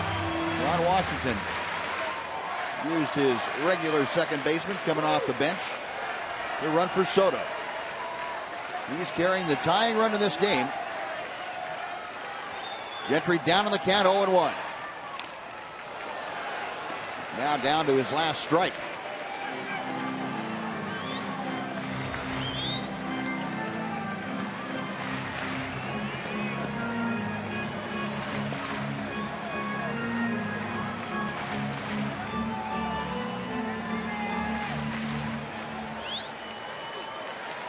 Valverde planting that right foot on the extreme first base side of the pitching rubber. Jim Leyland watching his closer go through the motions. And now he's ready. The 0-2 pitch. Ground ball to the right side.